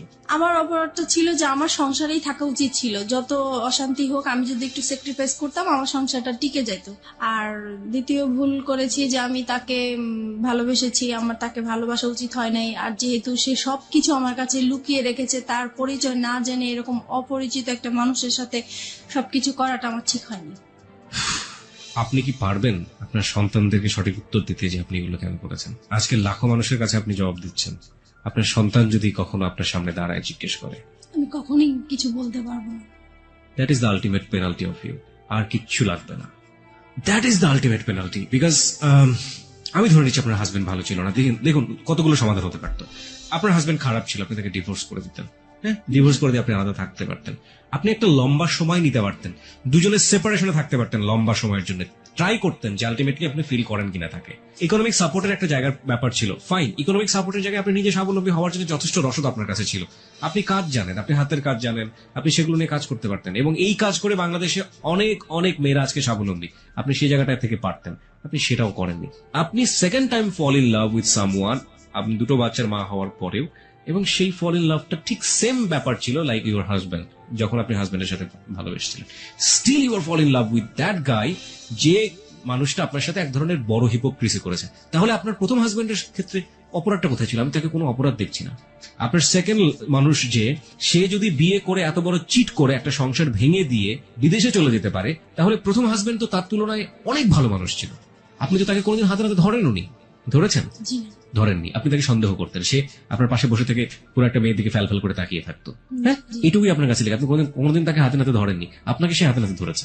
জি। তারপর আপনার সঙ্গে ঘর সংসার করতে চেয়েছে। জি। সে অন্যায় করে অত্যাচার করুক, আপনার কাছে সে অধিকার চেয়েছে, স্বামীর অধিকার। জি। আপনি পালিয়ে গেছেন, তারপর আপনাকে ওখান থেকে বারবার ধরে নিয়ে আসার চেষ্টা করছে দুটো সন্তানের জন্য। লাভ না করলেও দিস ইজ হার্ড ট্রুথ।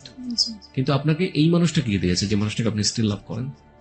সে তার কাছ থেকে তো কিছুই পাইনি, কিন্তু আমি এটাই বলবো যে তার তার সাথে আমি সময় কাটাতে আমার ভালো লাগতো। Is that all thing for life? This is very funny. By the way, আপনার জন্য কিছুই বলার নেই, শুধু একটা কথা বলার ছাড়া, সেটা হচ্ছে মিতা, যাই কিছু করেন না কেন, আপনার সন্তানের ভবিষ্যৎ খুবই খুবই গুরুত্বপূর্ণ। আপনার একটা মেয়ে আছে এবং আপনার ছেলে আছে, এবং আপনার বেটার ফিউচার আপনার বেটার ইকোনমিক স্ট্যাটাসের উপর ডিপেন্ড করে। এবং আপনার যে লেখাপড়ার স্ট্যাটাস, সেখান থেকে আসলে খুব বেশি ভালো কিছু করা সম্ভব কিনা আমি জানি না। তবে অবশ্যই সেই দিনের জন্য আপনার প্রিপারেশন নেওয়াটা বেটার, যে যেদিন আপনার মেয়ে আপনার সামনে দাঁড়িয়ে বলবে যে আমার ভবিষ্যৎটা কেন।